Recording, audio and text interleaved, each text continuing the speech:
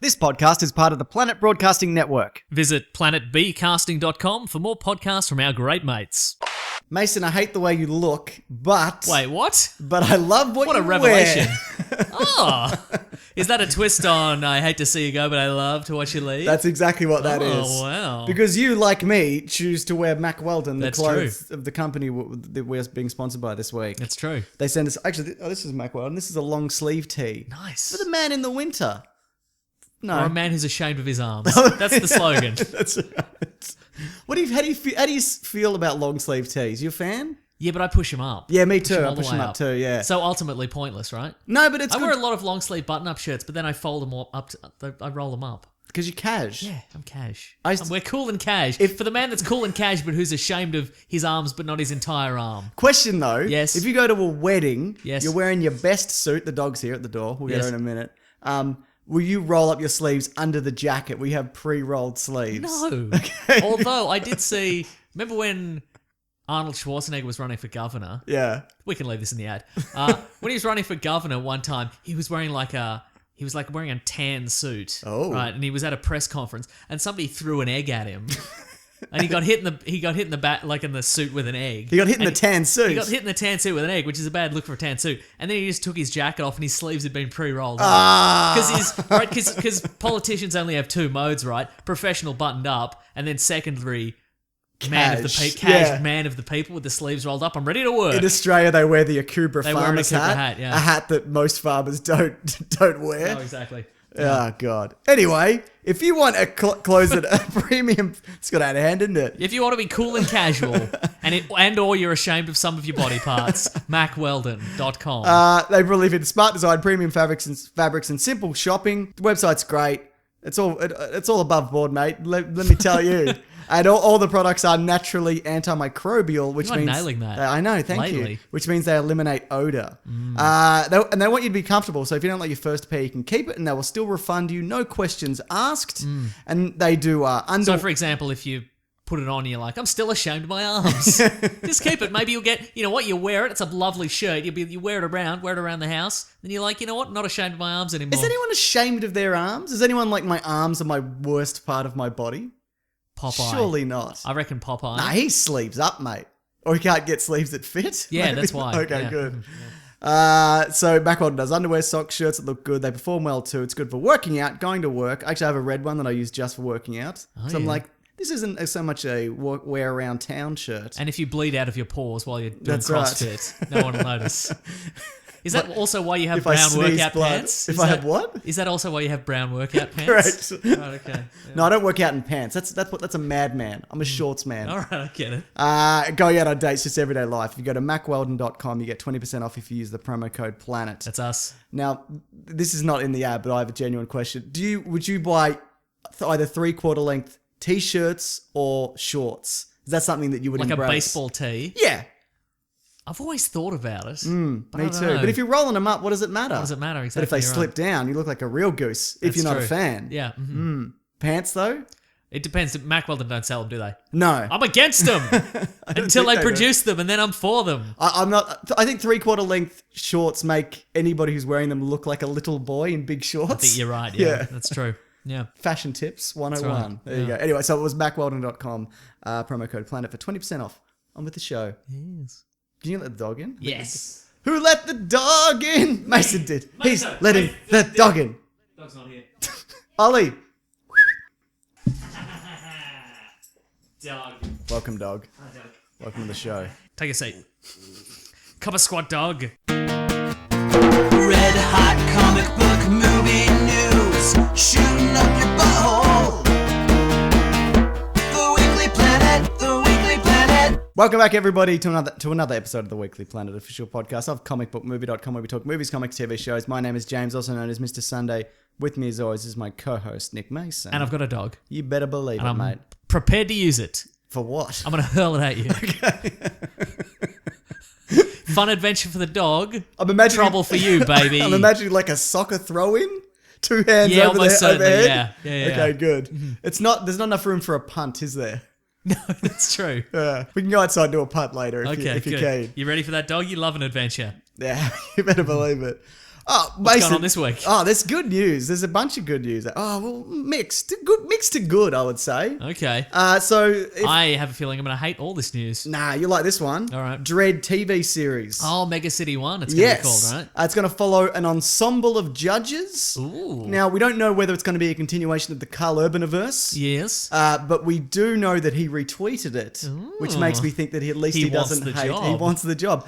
Yeah. But someone tweeted at me, and I don't have your name in front of you, so I apologize, that he hated it working on Almost Human, which was like a Blade Runner-esque, but a bit of a cleaner future, right? Where you get a replicant person as a partner. Okay, right. And the one that he got was an old one that had a bit of sass. Okay. It was actually pretty good. Yes. And they cancelled it, but apparently he was like, TV's hard because it's like... Who said this? Carl Urban. Carl Urban, yeah. He was on that show. Yeah, he was the lead. It's a solid show, man. There you go. And so you're saying he hates TV? I'm saying the person tweeted me that said he said that. Oh, right. So take that however way you game want. of telephone there. Who knows what he actually said? But if it's an ensemble, then maybe it's the kind of thing where he's not in every episode. But I would prefer to it be Judge Dredd focused. Maybe, but I guess... But there's a good cast of other judges, isn't there? I guess that Judge Minty. Yeah. Judge Anderson. Max Normal, not a judge. Not but a judge, there's a guy in it. Who's the one from the Dredd movie? The blonde one that Olivia Thirlby Anderson? plays. Yeah, maybe. Yeah. Yeah.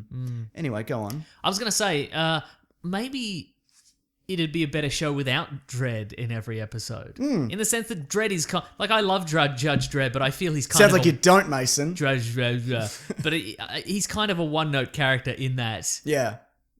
How much mileage you're going to get out of every episode? A man who has no mercy and no sense of humor, and I'm thinking never takes his mask off. I'm thinking budgetary though. Yes. How do you have like just guns blazing every episode, like action set pieces, like the movie? So you'd have to make it more procedural with other judges doing day-to-day things and whatever. So I see what you mean, yeah.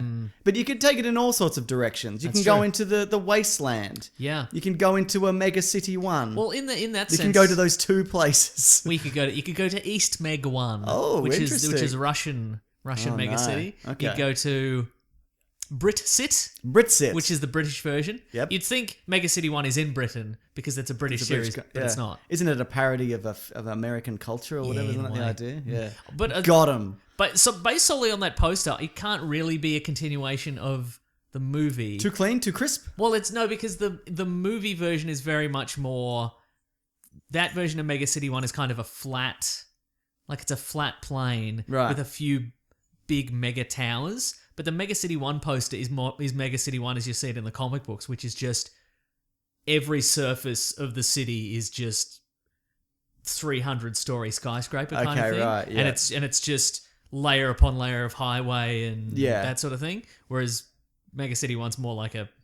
It's Detroit with building. It's a Detroit. It's slightly taller Detroit, with some sort of trees. Do you think they might actually do that version for...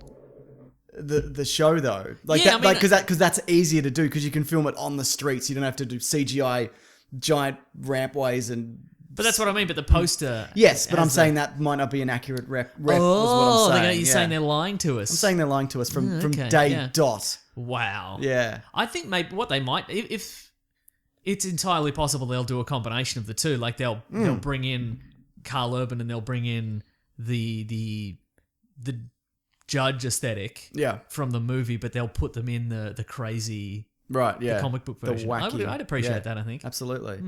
And like you said, they can go to those 4 locations, which is very exciting. Yep. But I mean, it wouldn't surprise me if he did do it or come back for a little bit because Bradley Cooper was in... Limitless for one episode? No, he came back a couple of times, I think. Yeah, But that got cancelled. Yes, it did. I did, but was it good? I heard it was okay. It was certainly wackier than the movie. Yeah. It was kind of fun. I just thought about it the other day. And? I'm like, I wonder how that wrapped up. And then I read the Wikipedia and I'm like, I guess. I don't know. It's fine. None of the subplots were ever revealed, I think. Right. Like what ultimately did Bradley Cooper's character want? I don't think we Didn't he want to be the president or something? Yeah, but he could have just become the president. Yeah, by force. Yep. Is that how it works? Yeah. Okay, good. Yeah. But yelling the loudest. Yes. That's how you do it these days. I wasn't going to bring this up, but you were talking about cancelled shows. Powerless is gone. He's gone. That's true. I think I watched 2, and I wasn't I wasn't like, this is awful. Yeah, right. But I was kind of like, I didn't like first season. I say like too much. I listened back to myself and I'm like, shut up. Stop saying like. But, so yeah, like. You're in your own I'm head trapped about in it. The Office wasn't a great first season. The US one. Okay. Parks and Rec season 1 is not great either. So maybe it could have merged into it. But apparently there was another, what's it called? Pilot for Powerless, which was more day-to-day and insurance and things like that. But then they changed it to be like, we're part of Wayne Tech and we make gadgets for Batman accidentally or whatever. But I think if you stripped it back to that basic kind of core idea, which apparently they showed it at Comic-Con and people really enjoyed it. Maybe Did people whoop and I'm cheer? sure they bloody did. They Can you did, move your yeah. mic a little bit this way? It's doing some popping and grinding. What about like that? I think that's a bit better. Okay, good. We'll see. I'll let you know. Yeah, nice. Yeah. What do you think though of Powerless? I think, well, again, I watched 1.5 or something like that. Yeah. And I think the key is we could go, it didn't seem like a bad show, but then did we go back to it? No, yeah, that's a really good point, yeah. I guess it wasn't a good show. Yeah. But even with Parks and Rec and The Office, like I started them, I watched like the first and went, no. And then I came back when I heard it got better. Okay, right. Yeah, so anyway, whatever. It's a shame because it's a really good cast as That's well. true, yeah. So there you go. Ron Funches. Alan Tudyk. Yes. Grumpy Lady. Danny Pudi. Yeah, that's true. Yeah, you're thinking of Vanessa Hudson. No, I'm thinking of a different Grumpy Lady. The blonde grumpy lady. Probably. Yeah. No, we saw 1.5. And Agents of S.H.I.E.L.D. is back for season 5. People are saying it's great. Maybe I should get back into it. Nah. Okay, then. Well, Levins loves it. Levins yeah, is that's well true, into yeah. it. Yeah. And I love Coulson's bionic arm. Yeah. With the shield generator. How much do you think they use of that, though? Bearing in mind you haven't seen it since season 2. No, I watched some episodes a while back. Remember I watched some Ghost Rider That's episodes. right. Don't say we. You. I did, yeah. Yeah. Okay, fair enough. Well, that's all exciting. Now, I'm mixed on this next bit of news.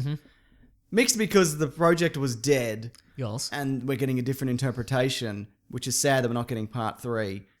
But, I'll say what it is. How about that? If you could. I'll just talk about If what... you could. Yeah. Hellboy is getting a reboot. that's right. Mike Mignola tweeted that it's happening. It's underway. So Neil Marshall, who directed The Descent, Okay. which is a fantastic horror movie. You've seen it. In a cave. Creepy, crawly, white creepers in a cave. Remember? If you'll stop talking, I'll agree that I have seen it. Have you? No. You have seen it. We I've not. saw it. Not true. You're thinking of somebody else. You're thinking of someone else that hasn't seen it. Oh. When you should be thinking of yourself me, who who has. has seen it. Right. I've definitely not seen it. He did Game of Thrones, some Okay, episodes yeah. of Game of Thrones. He does the big ones, like Battle of Blackwater, I think he did, Yep. and whatever. He also did Centurion, and I know you've seen Centurion. The game where somebody drinks 100 shots of beer Yes, in correct. 100 minutes. I don't think that's that difficult. People talk about I've never done it, but it's not that much. It ends up being like... Sounds like a Nah, podcast challenge. you know what I think about it? Next week, Mr. Sunday Movies drinks Nah. 100 shots of beer in 100 minutes. I'm cutting back on my beer. I'm a vodka soda man. I don't need those calories in my life, Mason. Right. I'm getting old. Wow. I can't keep this up forever. Listeners, did you hear him lay down that challenge? Like, it can't possibly be that hard. I reckon anybody could do it. I mean, I would do it, but I'm cutting down alcohol, so... Fine, I'll do it. All right, we'll next do it at week. some point. No, not next week. But it must work out to be like 8 beers in 100 minutes, and that is a lot. Oh, so you've changed your tune already. Yeah, I Interesting. did the math. I mean, I don't know if that math is right. Anyway, what's this movie Centurion? Anyway, Centurion. Michael Fassbender is a Centurion. Oh. You've seen it. We saw it at the cinema. None of these things are What true. are you talking about? I've never seen that film. Yeah, not the Channing Tatum one where he's a Roman soldier. I haven't seen that either. The one Michael Fassbender gets stuck behind British lines. Why would I have seen that? It's really good. I mean, it's solid. It's really solid. It was before Fassbender was Fassbender. All right. It was a little bit before the one where he's the German guy who's not German and he hunts Nazis. And it's Quentin Tarantino. Inglourious Basterds. Trey glasses. Yeah, You right. remember? No, I get it. Yeah, sure. Okay, good. Uh-huh. You're really hanging me out to dry this episode, Mason. Yes. You're really calling me out on shit and hanging me out to dry. Anyway, what was the point of that piece of news? I lost the Neil thread Marshall very early. will direct. Oh, that's right. It's got to star David Harbour of Stranger Things. Oh, yeah. And apparently it's going to be a darker, more gruesome version of Hellboy, which I guess is more aligned with the comic. Not that I've read much of that. Are you a fan? I am a fan of the comic, Very good, Mason. You know, there was a game on PSP, a God of War style Is it in this box of No, it's not. I PSP didn't games buy that it. you presented me with just a Apparently minute it's shit. ago? No, I got them from my parents' house. I went, yeah, I want these, and I got them here, and I'm like, I will never turn this on again. Mm-hmm. But now I have a retro game collection. Yeah, you do. Good on me. Yeah, post about it on Twitter. You son of a bitch. How do you feel about A reboot? Yeah. You didn't love 2, did you? You didn't No, like I should revisit 2. I really loved 1. Yeah. See, I love 2 more than 1. Because I love Nazis being punched and stuff. Oh. It's pretty good. Yeah. And I love Perlman as Hellboy. Yeah. Can you turn your mic again a little bit? This way? Yeah. Okay. Yeah. What about now? Yeah, that seems better. Excellent. Whenever you do P's, it does a Pa pa pa pa pa. Yeah, it's doing it. Whatever. Yeah, no, it's really good. Yeah, I love Jeffrey Tambor as Yes. the administrator. Yeah. Which is he was throwing some shade at Mike Mignola on Twitter. Was he really? Earlier this week, he's like, What did he say? It was something about like, I think maybe he's just confused. He was like, because Mike Mignola's back in this reboot because he created the character, and why wouldn't he? And Jeffrey Tambor was like, you kind of like betraying Guillermo del Toro on this because he made the movie, and Ron Perlman, because they made the movie what it is. And a lot of people underneath were like, I'm pretty sure Mike Mignola made Hellboy what it is because he created Hellboy. But, so I don't know. Maybe. So you think he didn't know that he was the one that created Jeffrey it? Maybe Tambor doesn't know that Mike Mignola. Yeah, and that's very Hellboy. possible. I mean, why would he? I guess. Look, Yeah, maybe he was just on set as like they thought he was just like a script consultant or something. okay, like that. I right. don't know. Let me look up the budget for Hellboy 2. Okay. Because do you remember very recently Guillermo del Toro went to the studios and he's like, right, last ditch effort. This is happening. I'm gonna final push for Hellboy 3, and he got knocked back. Yes. And the reason I guess is because Hellboy 2 made 160 million in the box office, but it cost 85, and you double marketing or whatever. It would have So they made nothing. It would have barely made any money. And even though it was well received, people didn't go and really see it. Obviously, didn't turn out in droves for it. Right. But if you make a 40 million version of that, you do like a Dredd or a John Wick budget or something like that. You make 120. You've made your money. I guess that's back. true. So when they say dark and gritty, they mean all they're going to do is the Hellboy suit. Yep. And then he's going to face off against vampires or something. Yes. So just regular people Yes. that are very pale. And that is a shame. Yes. But you know, characters get rebooted. We've had How many Batmans have we had in our lifetime? 2. Go on. Adam West Yep. and Michael Keaton. Yeah, you went alive for Adam West and Michael Keaton from The Castle.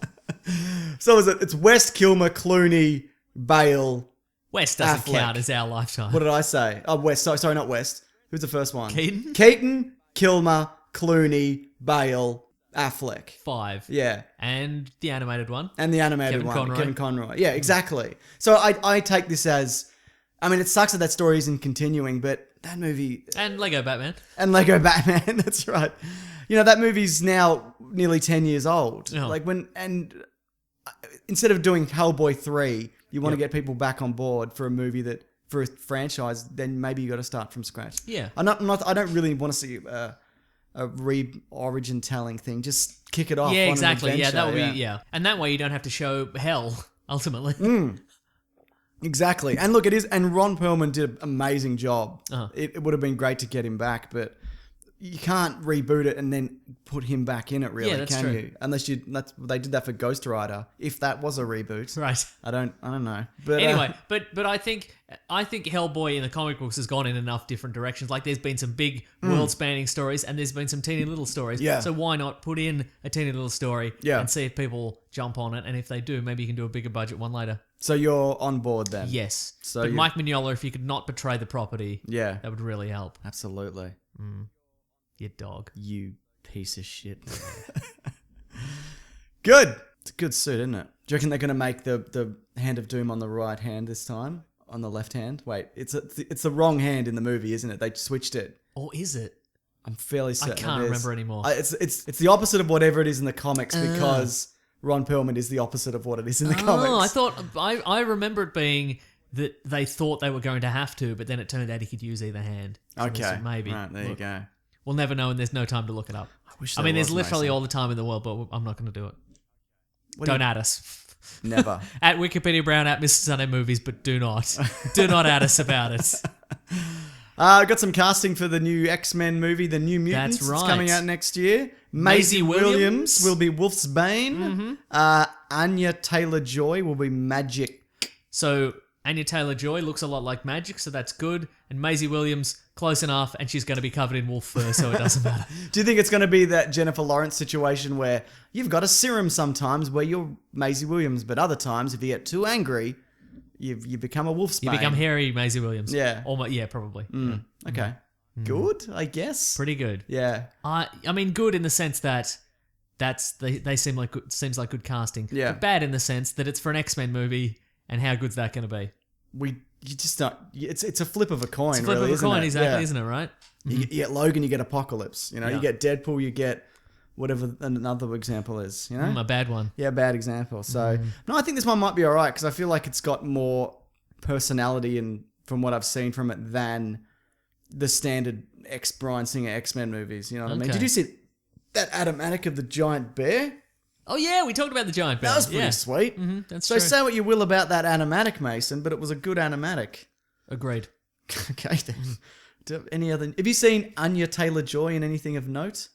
She's in Just the- Split. I've seen her in a very thumbnail-sized photo of herself next to a very small thumbnail picture of Magic, the character from X-Men New Mutants. And you give that And I went pretty close. 100 thumbs up. Yep, exactly. Okay, that's very interesting.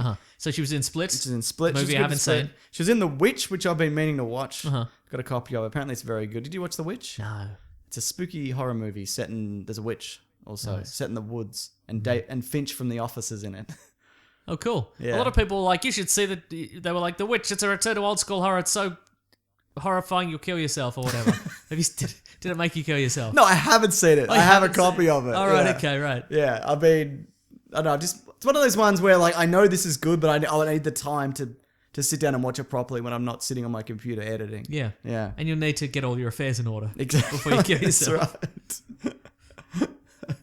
Oh, by the way, update on the nautical themed man cave Oh, yes. from that house. We Oh, were that's looking right. to You were buy. thinking about buying a house. Yeah, went back and it's no good. In what sense? The whole thing is like a hodgepodge and whatever. Like, What does that mean? That means nothing. No, it's like it's kind of bit slapped together and like it's got good frontage and it's got a great backyard. Oh, sounds... But oh, boy. yeah, and also there's a tap in the nautical themed man cave where you turn it on and there's a sink and then there's an open pipe at the bottom of the sink and it goes into a bucket. I see. So, yeah. All right. I mean, that's not what sealed it completely, but yeah, it didn't help. I'm not telling you that much. Blade Runner 2049. Yeah, we got a trailer. Forget what you knew about Blade Runner 19. Done. Vangelis soundtrack. Out. Mm-hmm. Is he dead? Vangelis? Yeah. No, I don't think so. Okay. Doing the new one? Don't know. Don't know It or sounded- no? No, I don't know. Okay, good. Anyway, the world is back. Pyramids. Atari logo. Giant What's Atari holograms. doing in the future? Because It's an alternate future, obviously, you dingus. well, it's interesting because is it an alternate future? Because there seems to be some sort of, we see some sort of floating news hologram, and it's got something about the Soviet Union on it. Right. And I'm like, is that maybe it's just something that is called Soviet something something, or is this a universe in which the Soviet Union still exists? Potentially. Maybe. I got the audiobook of Do Androids Dream of Electric Sheep because I've never read it. Mm-hmm. And the first 10 minutes is just him arguing with his wife and they're both debating on whether to get a stimulant of emotion so they can argue better or calm down. Right. Yes. And I'm like, I don't know about this. That's fair. I mean, is it a good book? I mean, it must be, right? Yeah. So I'm gonna push on, but my understanding is the book is very different from the movie. Like, there's no ambiguity in terms of like Deckard is just he is a guy, And like, there's it's some very more clear. actual electric sheep in it. What? Like it's they have one, don't it's they? concerned the book is, I think, concerned predominantly by synthetic animals. Yeah. Okay. Interesting. It's more a farming simulator. What do they than do with them? Just have them as pets. Why? It's a status symbol. But also aren't they saving up for a real one or something? Yeah, because that's an even bigger status symbol. A real sheep. Okay. Vangelis is still alive. I've just checked. Okay. Good. I went to isvangelisstillalive.com. Is it got like a live stream? Yeah, that's to right. his house. Yep. It's an empty coffin, and when he's in it, you know it's done. Yeah, that's right.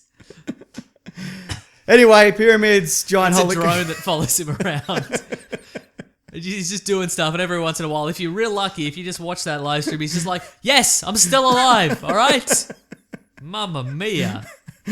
Pyramids, flying cars, giant holograms. How good does it look? Well, I was going to say, so, yeah, and, first of all, what I was going to get to initially is Atari doesn't really exist anymore. No. I mean, it does. The brand exists. Great but t-shirts. now it's just like, it's t-shirts and it's like online gambling I think you can get like a retro Atari system with 1,000 games in it or whatever. Yeah.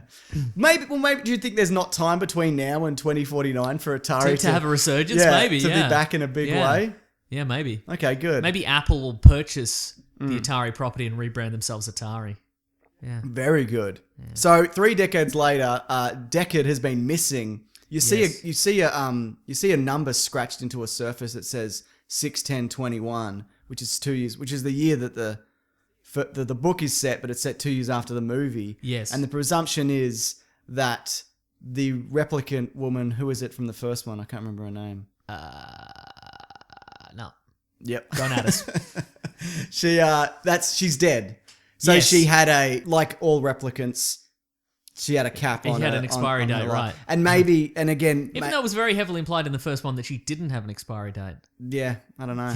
Right. I don't know. Surprise! Maybe she just fell under, maybe fridge fell on her. I don't know. Maybe fridge fell on her. Yeah, so there you go. So he's been hiding in what looks like Vegas? Maybe, yeah. Yeah, so just kind of some kind of wasteland. Or possibly Vangelis's house. Right. There's a lot of Greek-themed statues. So Jared Leto... He's back. He's back. In a big way. Yeah, we thought we were rid of him after Suicide After he Squad. embarrassed himself. He didn't embarrass himself in the movie, and this isn't his fault, but it was all the social media build-up of all the crazy stuff that he was doing, and then when the movie came out, people were like, well, what a big bunch of bullshit for nothing. Correct. Which isn't his fault that they cut him out of it necessarily, but he You know what? I bet it is. I bet they were like, listen... You're going to be in this for 10 minutes. Your contract says clearly 10 minutes. And then he imagined this. He faffed about. Yeah. Anyway, he's some sort of... He's the new replicant master. Yeah. He's building slaves he's talking about. Yeah, he says, the all great societies are built on slave labor of some sort. And then we see a replicant being born out of a tube. That's probably true when you think about it. Yeah. Yeah. Jared Leto can't lie. Did you know that? He's got a thing in his neck. Like a little bloody, I don't know. Is he blind? Or do you think those are some kind of I think he's getting sweet data from that. He's got sweet data. Yeah, he's looking at some sweet content. Do you think he greets them all? They all slip out of a slippery bag? Maybe this one's special. Okay. Was that a name actor or was that not that just I some could rando? say? It's hard to tell when someone's covered in goop. You know what I mean? That's true. Yeah, you're absolutely right. Yeah. So no, I don't know. So I'm presuming he's the corporation evil. Yeah, absolutely. Yeah. Uh-huh. Do you think the story's going to be? No, I think he's the main protagonist. I reckon he's the hero. Do you think the story's going to? Yes. The story's going to be the same as the first one. It's going to be this in terms of there are people whose jobs it are to hunt down replicants. Yes. Do you think that's just going to be? It's going to be that again. It's going to be like a soft reboot, or do you think it's going to be a continuation where maybe there was a replicant? I think it's going to war? be a continuation. And there's a piece of dialogue in the trailer that's something like, "We finally found the key to the next stage," or something like that. Slippery bags. And it seems like the trailer seems to suggest that Ryan Gosling's character has some sort of secret, right? And it's around him. But I think maybe that's a fake out. I think maybe the person with the secret or this next step of evolution is Deckard. Oh, who is a replicant? I think maybe he is a Here's my theory is that he is a replicant. Yeah. And everybody thought that he died because he had a 6-year expiration date like all the rest of them. Yeah. But he's been hiding out and he's still alive. Yeah. And they're like, now that we've used baby goose, to track him down, now we know that he's survived and he's got some sort of key in his replicant DNA to keep him alive. Okay. I mean, I've been wrong before. I can't think of any time except for the time you said Beauty and the Beast wouldn't make $1 billion. I said that, and I also said Batman v Superman was going to be good, but we all thought that. It's more innocent days, you know what I mean? I understand. Look, I've mostly been wrong, but I'm definitely right this time, unless I'm wrong. And I guess it also depends on what version of the movie is it following. I'm presuming the final cut. You know, I don't know if it's called that. That definitive. This is it. This is all the answers you need, and that's the one where he picks up the bloody the unicorn. And then he unfolds the origami unicorn and it says, "You are definitely a replicant." And then he looks down and he realizes that it's come out, that the paper came out of a printer that's in his stomach. An Atari printer? Yeah, dot matrix. And he's like, should have known. Actually makes a lot of sense. Great. So, Harrison Ford's run. You saw it? Yes. He's no Tom Cruise, is he? No. In the running department, but he's he's in mid 70s or for his whatever. age. Yeah, Yeah. like, if you can move like that at 74, That's true. There's nothing bloody wrong with that. Have you seen Hollywood Homicide? No. There's a street chase, foot chase in that. And But he was barely 60-ish in that. Yeah, and I remember watching the time going, well, that's not much, is it? Though it's better than taking 2 or 3 where Liam Neeson has to climb a fence. Yes. And it's like 15 takes, different angles, Right. just to get him over the fence. Yeah, you couldn't have just filmed a stuntman from behind. It's crazy. There's a series, in each shot, there's a series of different step ladders they've arranged that he can... Yeah. He's not a fast man. He's a big man, but not a fast man. So you think when the pages are torn out of that book, do you think that's the history of Deckard or somebody who's not the Goose? Yes. So do you think there's not going to be any implication, like the Goose doesn't look himself in the mirror and be like, who am I? Who is the Goose? I think we talked about this last week, that my actual hope is that in this one, we open the door to the question of whether the Goose is a replicant, and then we have to wait another 30 years. Oh, that's for the right. next one. We did talk about that. Yeah. So do you think there's been any... So in between, you think they've just kind of taken replicants and they're beating them down and they're mostly slaves at this point? Maybe there was an uprising in a war, and maybe there's that kind of wasteland.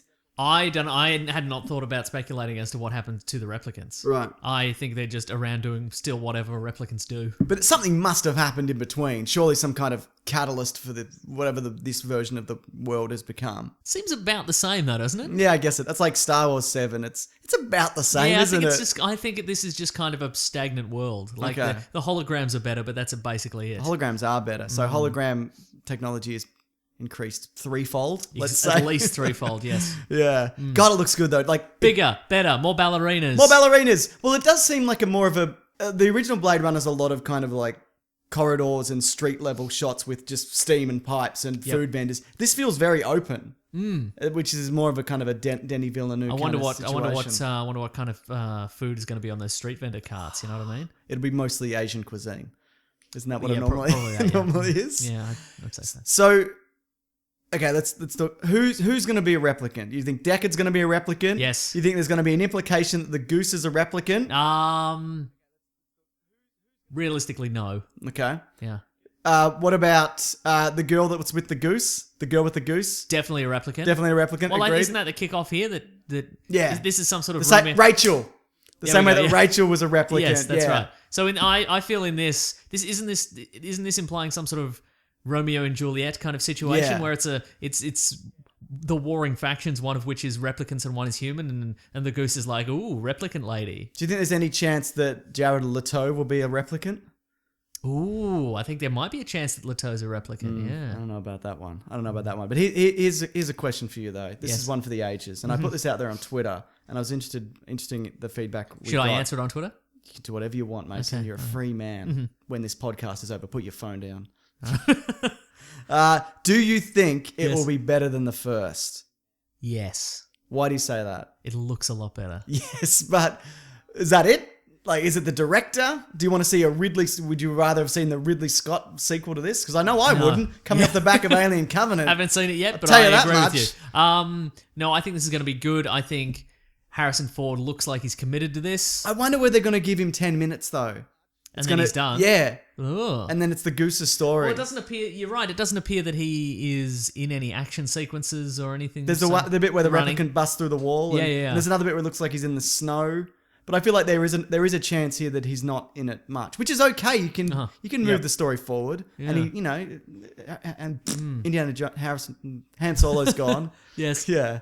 So it's possible. Yeah. Yeah. So you think it'll be better? I think it'll be better. Yeah. Well, I think judging off The Arrival and what other movies has he done? Prisoners. Apparently, Sicario is really good. Sicario is really good. Yeah, I got to watch that. I think there's every chance that this could be at least equal. Yeah, because he hasn't put a foot wrong yet. Maybe this will be it. Fingers crossed. Yeah. Well, then he's doing Dune. So if he's gonna fuck one up, it'll probably be Dune. Let's hope it's Dune. yeah. Great. Just to make sure, isvangellastillalive.com is available. So if anybody would like to buy that, But you need to have a drone. yeah, if you could. Could it just be a drone on a leash that's tied to his belt? So Oh, he it could be drags that. it Yeah, along? yeah, totally. Yeah. It could be some sort of camera on one of his shoes. Okay, It could good. be Yep. constantly upskirting him. Sure. Yes, it could be that. Fantastic. Ridley Scott, this is some Alien news. We're going to talk about Alien Covenant next week, obviously. I have a review that it's up. Thank you very much, 20th Century Fox, for copyright claiming my video. Great. Good on you, you bunch of fuckwits, if you're listening, all of you. Fox are notoriously the worst. And you asked me before, did they strike it because I didn't give it a glowing review? And I didn't hate it. We'll talk about it more next week. But no, they strike everything. They are notorious for it. Yeah. So all the film companies are worse in their own way, are bad in their own ways. And this Okay. is what Fox are But not. you'd say Fox are the worst. At this particular thing, yes. So, and other things? Yeah. They're pretty bad at other things. There are a lot of too. other things, yeah. Yeah. They're good when they step back from shit. Right. Like Deadpool, Logan, whatever. Right, sure, That's when they're okay. at their best, when they let better people do things for them. So they're good at giving talented people money sometimes. Yes, that's right. Depending on that person's level of talent. Anyway, Ridley Scott says maybe he'll make 2 more Alien films. Didn't he say he was going to make them forever? Yeah, he's going Wait, does that mean he's only going to live like a couple more years? Yes, Because he said he was going to make Alien films until He he did, dies. yeah. Do you think maybe he went to a fortune teller who told him exactly when he was going It's to die? very possible, yeah. But the next one's going to start filming 14 months from now. So there you go. Okay. We're going to have the Prometheus prequel trilogy leading up to the original Alien. Woo! Woo, indeed. Woo! Another prequel trilogy that you can't watch before the original, because if you do, it'll ruin all the tension of the old ones. Absolutely. Woo! Anyway, we'll talk about Covenant next week. Yeah. So I guess this is where I'll put in the other thing. Should we pretend That. that it's organic, or should we be like we're throwing to a Yeah. pre-recorded clip? Yeah, fair enough. we Sam Loy is our guest. He had to go away on holiday, but we wanted to get him to talk about aliens. Because he loves aliens. So Yeah. Sam Loy's from the great podcast Human Ordinary. But we talk about all that already. We do, Mason. yeah. Yeah. Anyway, so just pretend this is a seamless edit into that. Or maybe you actually will make a seamless edit into that. Yeah, I might. In which case, how dare you for wasting all this sweet riffing? How dare you remove it? I demand you put it back in. Fine, I'll put it back in. Nice. And then we cut to the clip. Now, Mason, other things are happening in the world. Obviously, Alien. The new one's I was going to call it Alien Isolation again. It's not what it's called. It's called Alien Covenant. Covenant, yeah. Yep. Luckily, though, it doesn't have to be just us talking about the previous Alien films. James, shut up. Shut up. Stop talking for 1 second if you could. If you wouldn't mind, because we've got a special guest. We do. And I'm going to introduce the special guest. I'll be here too. Part of Planet Broadcasting. Yep. A fantastic podcast. It's called Human Ordinary. Yeah. Ira Glass of This American Life has said the writing is spectacular. That's right. I've got his. I mean, website up there. it says ... The writing is spectacular ... So who knows what's on the other side of those dots? But So it could say for an idiot, or is that? Yeah, sure there's yeah, not- or like I am never going to say about this podcast that the writing is the spectacular. writing is spectacular. Yeah, Unless I'm tricked into it. That's it. absolutely. Yeah, which But you I know did. what? I've been listening to it very recently, Yeah. and the writing is spectacular. Absolutely. Don't take the word of podcasting superstar, amazing storyteller Ira Glass. Take the word of this idiot. The writing is in fact spectacular. It's a podcast about people. It's a podcast about culture. Yeah. Super interesting, super insightful.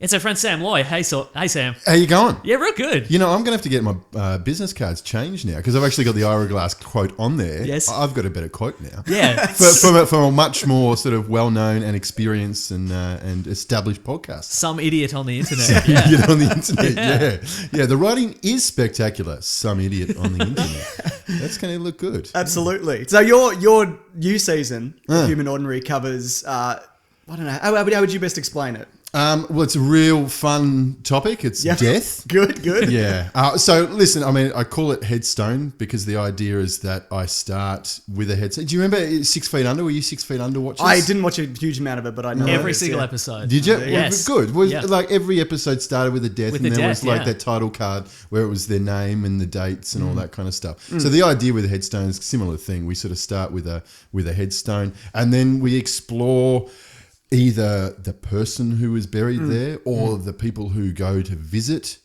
or the industry of funerals and death or the process of dying and all that kind of stuff. Absolutely, so, I mean, it sounds a bit morbid, but I don't try to make it too morbid. I didn't find that at all. I found it really insightful. And I don't know, I think it's one of these things. Well, my family have this obsession with tombstones and history and all that kind of thing. So it turns out that I also have that from listening to your show. Yeah. Cool. Yeah, nice. And also your previous season, your very first episode, which is the one I listened to, you go into the Coburg riots and you talk to both sides. Follow up season, well, not really season. That's kind of a how would you describe that one? It's like a That whole season of stories? Yeah. I guess it was me kind of like finding my feet. This is a whole new venture for me, doing this. Like back in the day, I've done some writing, I've done some acting, done some filmmaking, but I never did radio before. I never did audio. So I guess it was just me sort of like finding my feet and going, I'm interested in this thing now, so I'm gonna do this. Like I always wanted to do a story that started with a gunshot of the cow being slaughtered. Right. Yes. And that's what I did. I did that one. Yeah. And then that led into this big sort of story about like why we eat meat and the decisions that we make. And it's the kind of stories where, you were interested in radio, but these are the kind of things you can't put on the radio. You couldn't be like, Hey Triple M. Hey Triple M. Totally. If you could move aside your sport and your rock and roll and squeeze in a thing about how interesting headstones are, people would be like, absolutely not. Oh, they'd love it. But with podcasting,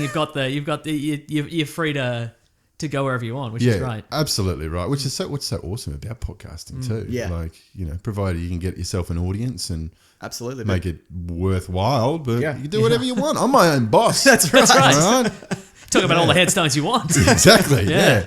And I just want to quickly say before we talk about Alien as well, I like when you go into the Coburg riots and also when you're talking about the impact of eating meat and your personal experience, it is from both sides. So you go and speak to protesters from the right and the left, and there's idiots on both sides. Like it's an amazing, instead of just going, everything's wrong with the right and they're all racist and whatever, there's a little bit of insight there which you don't get, I find, with a lot of media outlets. Yeah.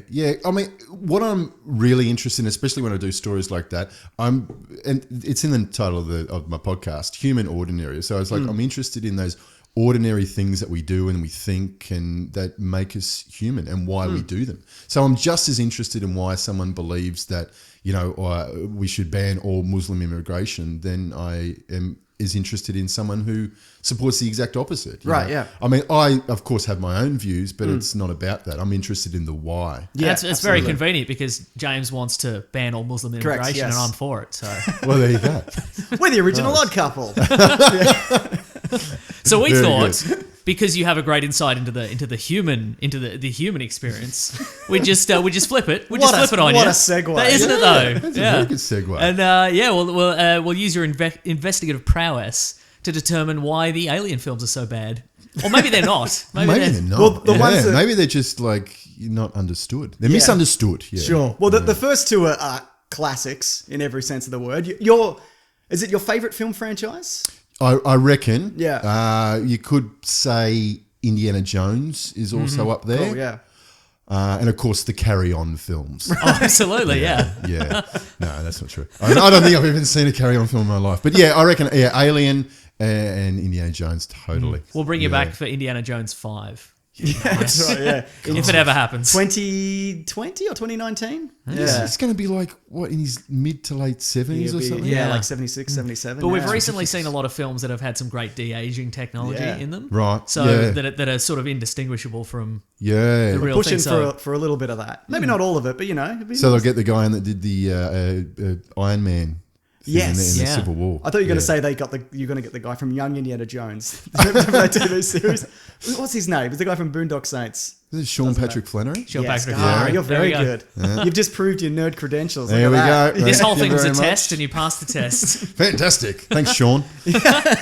So Mason and I already talked about Alien and Aliens and what fantastic films they are. Today we're going to talk about Prometheus specifically and Alien 3 and 4. That being said, do you have a favourite Alien film? Yeah. It's Alien. It's the first. The first one? Yeah, Okay, interesting. yeah. Okay. I like there's the claustrophobia. I dig that there's so much more at stake. Like Aliens is a fantastic film. It's a war film. Yeah. You got a lot of like cannon fodder, I guess, but Alien, I don't know. It's just, and it's the birth of that. It's the birth of the whole idea of the xenomorph and 100%. I dig it. Yeah, that's my favorite. And I think it's also probably like the purest kind of that kind of his HR gig is like artistic expression, and here's the purest form. Before they were like, okay, let's add drop ships and let's add Marines and let's add clones and let's add all sorts of stuff. It's just like, here's this horror and it's got a mysterious backstory. We don't know what it is, and kind of Totally, that's right. Yeah. It did a lot for like horror films and slasher films, but also sci-fi as well. Like, and you know, obviously it was like it was influenced by Star Wars. That idea of like a used universe. Apparently, Ridley Scott saw that, and you probably know this.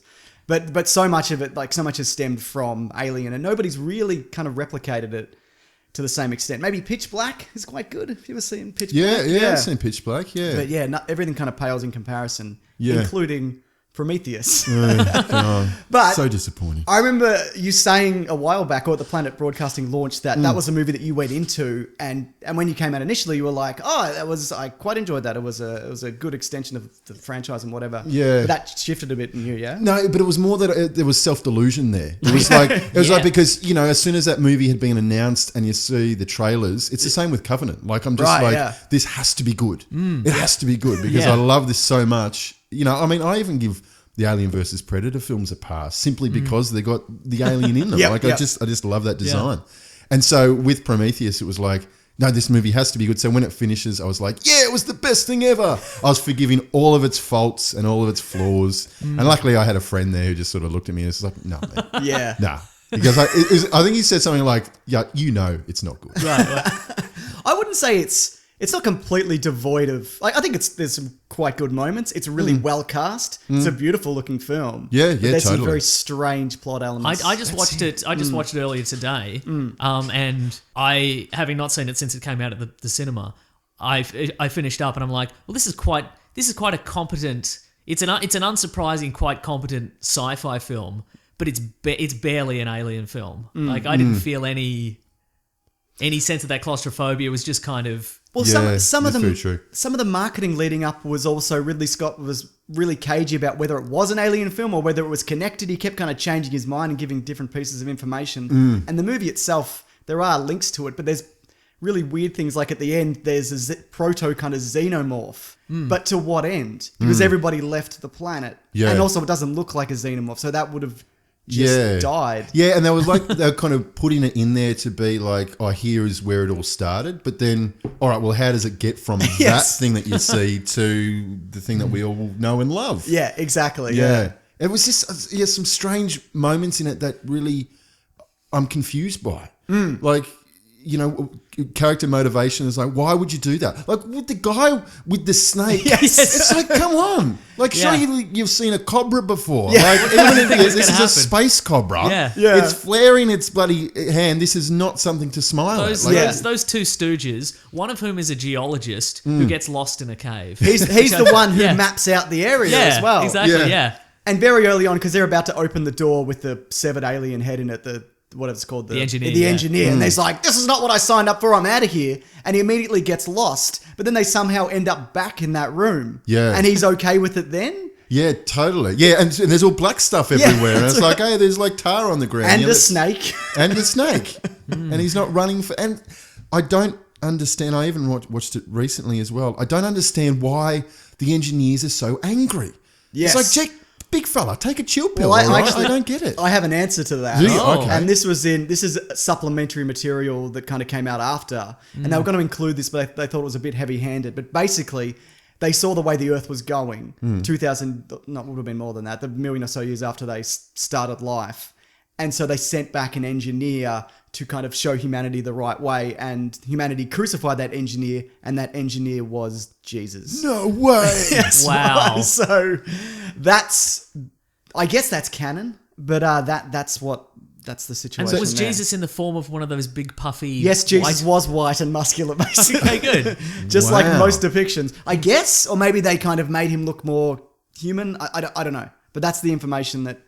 Right. Or maybe they crafted an android. Maybe he was synthetic. Yeah, human. yeah, exactly. Yeah. Oh, they would have known that when they put the spear into him, then white stuff. That's right. Or the milk. Oh, he's bleeding milk. Come out. Yep. Yeah. That's right. So, but I feel like that's not a terrible idea. But maybe you want to kind of articulate that in the movie. It's a terrible idea in this universe. Right. Okay. Yeah. this universe we live in, Yes. but also the universe of the alien film. Because that's not. It doesn't strike like Christian imagery. Doesn't really. No. It doesn't gel with any of that But there is a kind of bit of, world. I don't think. especially in Alien 3, there's a bit of like demonic imagery surrounding the xenomorph. So maybe that was the thinking. Yeah. Okay. They're not called Prometheuses, are they? The engineers are kind of the other side of that. Promethei, Yeah. I guess. But yeah. So their idea was, what was it? To take all that black goo and just dump it on Earth. Right. And then just let it Yeah. fester and have fun with. We killed their Jesus. Yeah. So Well, our Jesus too. What as was it turns hang on? out. What was their Jesus supposed to be doing again? it's supposed to be like, hey guys, this is the right way to go. Don't be a dickhead to each other. Oh. But that would mean they would have impregnated a woman and then have Virgin birth. The virgin birth. That's right. I'm back on board. That's very alien. Now that I think about it, I don't know whether this version of Jesus knew he was an alien or what. So I don't know. What about the 12 disciples too? Are they engineers or? These are all questions that I don't have the answers to. But maybe that's what they're going to explore more in Alien, because apparently Alien, it's not Isolation. What's the new one? Covenant will explain more of a lot of the questions from Prometheus. I feel after the movie comes out and we review the movie, you're only going to remember the word covenant. Like anytime you're stuck for a word in your life, just covenant is going to come out. Yeah, that's right. Also, I did the Prometheus universe is too clean.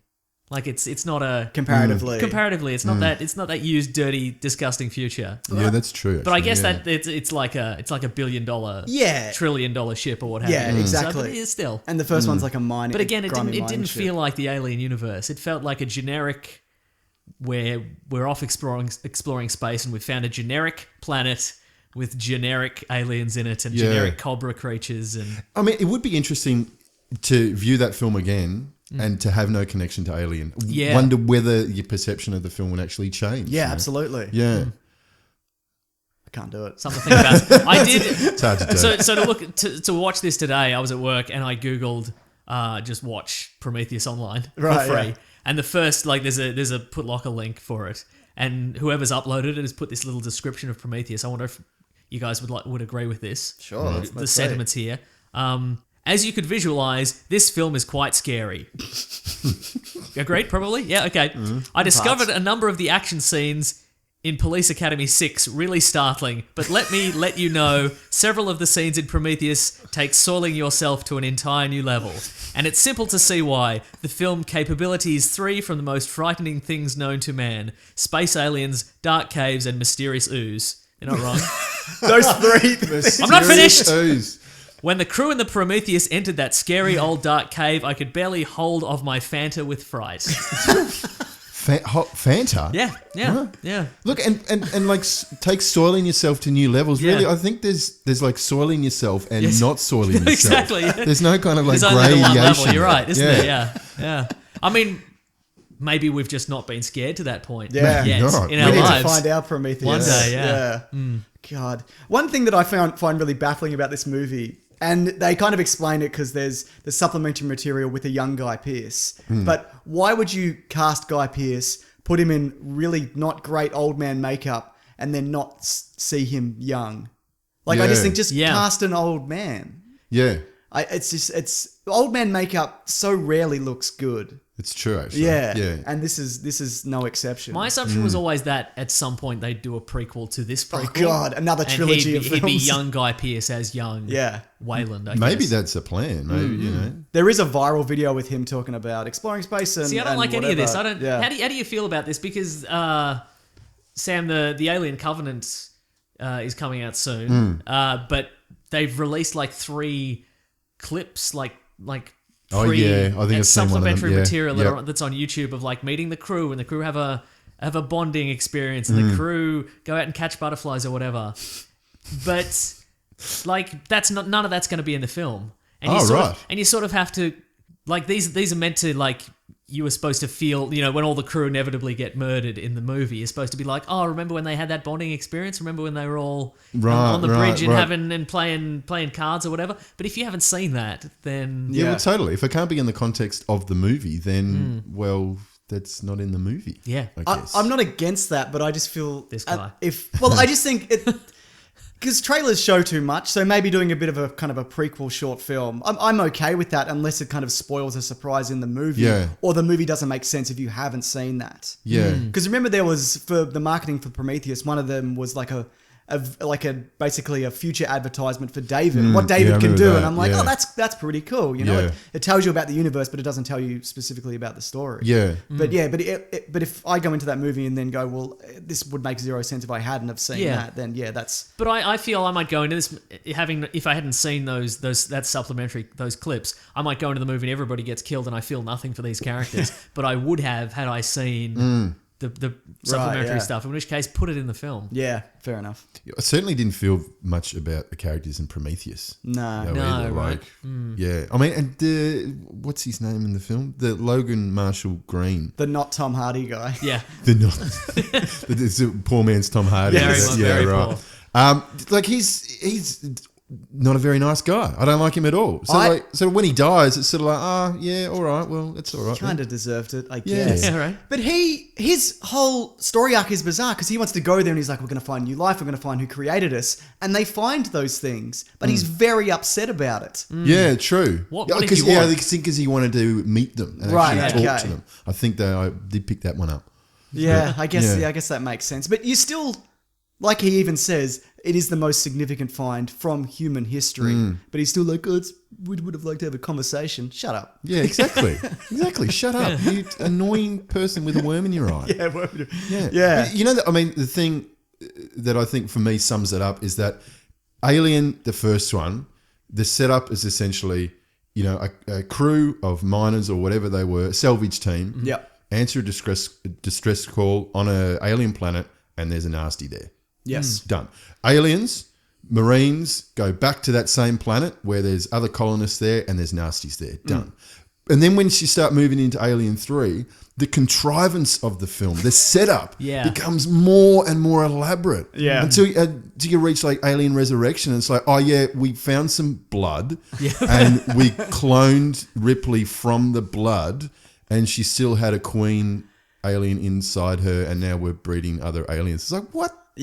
Jesus, what are you talking about? Do you think it would have been better to step away from using Ripley in all these movies to kind of go a simpler premise? Because that was some of the initial ideas for Alien 3. Yeah. To do a sequel with Hicks and Bishop and some Ripley. Yep. And then 4, there was talk about even having a clone of Newt. Yep. And it would be like a Buffy the Vampire Slayer kind of character, but then people were like, but it's not right. Ripley, so because Joss Yeah. Whedon wrote 4, Yeah. so that's I guess that was the thinking there, but yeah, Look, Alien 3, fine. Like, I don't mind that. I would have loved to have seen Hicks again. Sure, 'cause yeah. When I was young, I loved Michael Biehn. Yeah. He was like the best. Agreed. So more Hicks would have been fantastic. But once she's dead, don't bring it back. Yes. That's stupid. How does she die? She jumps into a A lava pit. Yeah. vat of Yeah. molten steel or She has whatever, the right? Terminator 2 death. Yeah, right. Yeah. Totally. Yeah.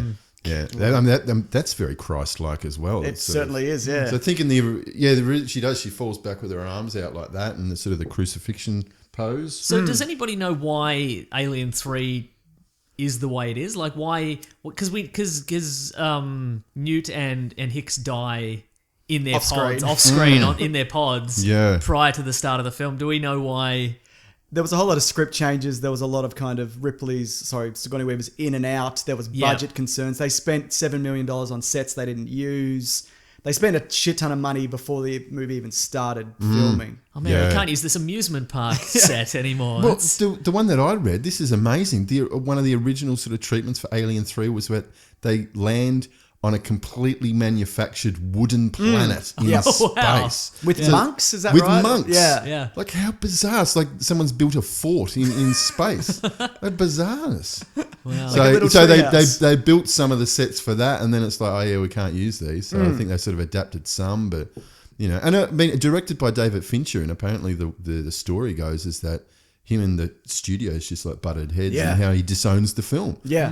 But what an amazing film it would have been had if he was able to sort of realize his vision. 100%. And I guess he was an up and coming director, but to see the kind of person that he's developed into, it's a massive shame that Totally. yeah, that Yeah. because there's the assembly cut of Alien 3, which he's like, I'm not. He's taken his name off it and all that kind of thing. He's really soured by the experience. And even Michael Biehn was saying, it's a shame that, because Michael Biehn got more money for having his picture in that film than he did for Aliens.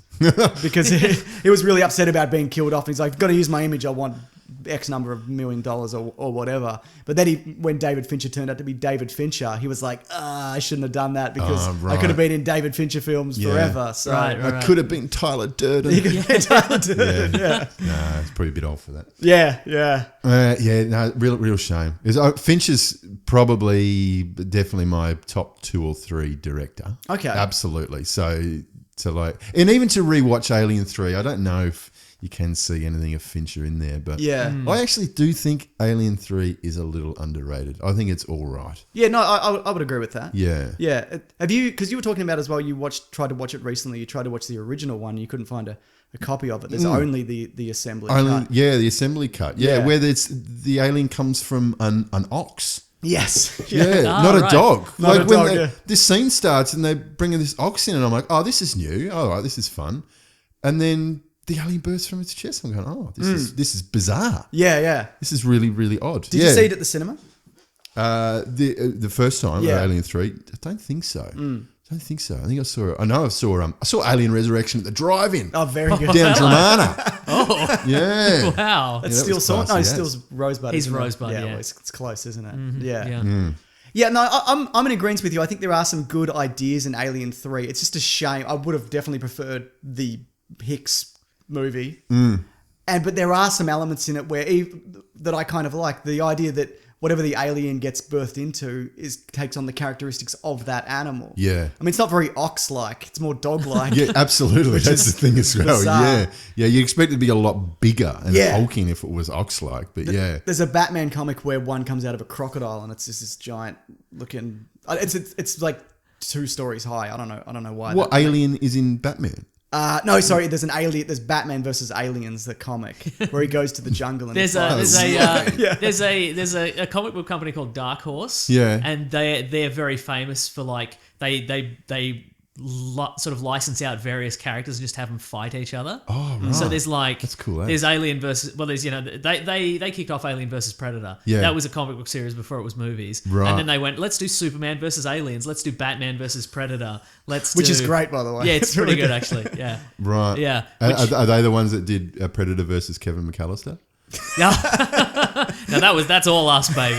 That's But then there's some stuff in Alien 3, like even the special effects of the alien itself, they don't hold up very well. We've talked about this before. Yeah, it's a bad green screen it's in that. puppet on green screen and it's very noticeable. The light catches it differently than it does the room itself. Yeah, 100%. There's some good practical stuff when you see it up close, but yeah. Yeah, I know, and it's a real letdown of that. It's as soon as those effects become poor, you just get removed from it. Like, I mean, it loses its menacing quality if like you can see how fake it is. Yeah, I feel like special effects artists they grow in confidence and sometimes they outgrow their skills. Like, so, you know, in the first Alien, they're like, okay, we'll show what we can show. Yeah, we won't overreach. But in this one, they're like, nah, it'll look good enough. It's gonna look great. We're so ahead of the game with this alien, you know, makeup and prosthetics and stuff. We'll just put it out on the screen and it'll be fine. It won't be fine. It won't be fine. it won't be, and it wasn't fine. Yeah. Well, I did read that they originally had tested like a dog in an alien suit, but then they were worried that it looked stupid. I was like, well, have you seen that footage? I was trying to find it just before this. Yeah. It's hilarious. Really? It's like a whippet with like bits glued to it, and it's just kind of trotting along. Like it's the most. I mean, kudos for trying, but it's not good in any way. I have seen a video of a dog dressed as a spider that just pranks people. Oh, I've seen that. Yeah, that's it's good, creepy right? As. Yeah. Oh dear. Oh god. Just getting back to Prometheus just quickly. Oh no, it's fine. So the surgery scene is quite good as a horror scene. Yeah. The bit where she removes the weird squid from her stomach. That's legitimately frightening and gory and terrifying. Would anyone else agree with that? Yeah, Just me? No, I'd agree with that. Yeah. It got a lot of criticism as well. I was hearing people, how could she, run around after she's had that surgery done? I was like, well, yeah, they're also, like, the film's set on a distant planet, light years away, and they've been sleeping for 2 years. But sure, she's got a cut belly, so the film's crap. Yeah, that's it, exactly. And the other bit that a lot of people have picked up on is when the alien ship is rolling, and they're all just kind of running away from it. Yeah, that is stupid, just though. Jump to the side. That is One of them so does. stupid. Yeah, but not until she falls over, and then she's like looking at it and goes, oh, hang on, I'll just roll to the side. And it's like, problem solved. That is silly. Yeah. See, and it's those things, and I really am starting to dislike movies where characters will like commit suicide. For whatever reason. You're talking about the ship crashing? I'm talking about the ship crashing. Yeah. And like they set the scene up with Idris Elba's character, and he's the captain, and kudos to him, where that becomes justified. Because in a previous scene, like he says something like, I will do anything to stop this leaving the planet. Yeah. But what about his two buddies? Exactly. Like if I was one of them, I'd be like, nah, mate, that's all right. He even gives them an out. He's like, you should go. And they're like, nah, you don't need to be there. Exactly. It's like, I think he says like, oh, you're a crap pilot. It's like, well, no, this is actually the job for a crap pilot. Yeah, that's right. You got to crash into another thing. He was born for this. Yeah. But that also, like, it's seeing a waste of those characters as well is because I like all three of those guys. One of them is in Sunshine, which is one of my favorite films. Oh, I love Sunshine. See, there you go, Mason. Sunshine's awesome. Have you seen it? Or I have seen it. He's not a but fan. you don't like Look, it? it's fine. No, it's gold, that film. Well, Benedict Wong, isn't it? He's the one that's in it. Yeah. And what's strange about the ending as well, which I'm okay with the ending where they go to find they're not called Prometheuses, they're called engineers. It's the same ending. Have you ever seen Mission to Mars with Gary Sinise? Yeah. So the alien. Yep, I have seen it. He does the same thing. He flies off to meet the makers, probably to better results, I'd imagine. So for memory, that was a lot more amicable sort of meeting there, wasn't it? Yes. Yeah. Didn't like lift him up and rip his head off. No. And how about that? Like, I mean, if you're saying like the engineers are all like Christ-like and they try and teach us through Jesus, then when he gets a bit shirty, he rips bloody F.R. Spender's head off. That's right. And then whacks old Guy Pearce with it. It's like, well, that's not very Christ-like. No, it's not really, is it? No. I mean, it's been 2,000 years. Maybe his teachings have, changed. They've changed in the retelling a few times. Maybe like turn the other cheek. And I'll hit you with Hit you with an android body. Yeah. Yeah. I took that as, well, actually, I found out what he says.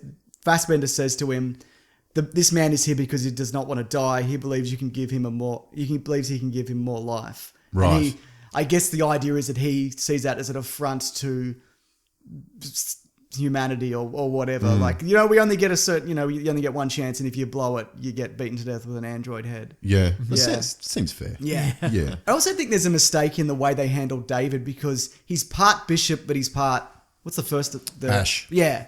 Like and I think those motivations become more clear in the follow-up, but I don't know. I'm not really sure what his end game is. Yeah, absolutely. Yeah. And that's the thing. It's like, what is his goal? Because he is seeming, he infects that one guy and then he's all fully cavalier about when she's got the squid in her belly. It's like, oh, you're pregnant, isn't this great? You know? So he's clearly not very nice. He's clearly sinister, but we don't know why. Yeah. Like, and it's obviously because of Wayland, but then why does he care? Like, what's he trying to do? Yeah. It's the thing with this freaking movie. It's like, you're just like, why are these people doing the things that they're doing? And run sideways. Yeah, exactly. Yeah, because Wayland's like, listen, I'm spending $1 trillion to regenerate my body and live forever. But also, if you could get some alien samples, if you could get, if you get a little thing, if you impregnate a few people with the alien, why not? I feel like Earth's technology is kind of at that point. It's about as good as the alien technology anyway. Because they're keeping people alive in pods and there's robots. That's You true. could probably put a human brain in one of those. There's cloning. Maybe that's... Well, Alien Force Split set 200 years after whatever. It doesn't. But unfortunately, you can have like a medical station that can do operations, but only on men. That's right. Yeah, Yes. Why does Charlize Theron have it then? Yeah. Well, I guess it's not for her. It's for her father. Yeah, still. Yeah. What do you think of that twist? You didn't see that coming. Oh, man. So for Alien 3, David, I don't know how to say his name, Tuhi? Yeah, He wrote a script that was thrown out. A lot of scripts were written and then disregarded, and he used a lot of those ideas for Pitch Black. So I guess that makes sense why those movies... I think Pitch Black is a pretty solid alien film. Like you change the aliens and they fit pretty well in that universe, I find. And also the Hungarian title for that film translates to Alien, Final Solution, Death. Which kind of gives away the ending. What that's Pitch Black's Hungarian title? No, sorry, that's Alien 3's Aliens 3 title. okay. Yeah. Final Solution. That's a bit Nazi imagery. Isn't It is a bit, yes. Deary me. Yeah. Do you think Alien 3 benefits from taking away the weapons and going back to basics? Well, that's the thing I was thinking about today. It's like it is a bit of a cross between Aliens and Alien. Yeah. Because, you got a similar setup, although maybe the contrivance, because they can't go outside because of like long nights and they're really cold. So I think at one stage it's like, they can't go outside because it's 40 degrees below and it won't be day for like 2 days or something like that. Yeah. So they keep them inside in that respect, but then in a confined space with no weapons. So that's Alien. But then they give more beast fodder, which I guess makes it Aliens. Yes. Although, but there's still just the one alien. So I dig that. I think that's probably why I enjoy it more. Yeah. Did you identify with any of the characters? I'm not saying you're a rapist, just because that's not what I'm saying. But I mean, in Alien and Aliens, you get attached to certain characters. Yeah. Like I love even the cowardly one from Aliens. What's his name? The guy Bill Paxton. Bill Paxton plays. I was going to say Bill Pullman. But I find with Alien Joker. 3... Joker? No.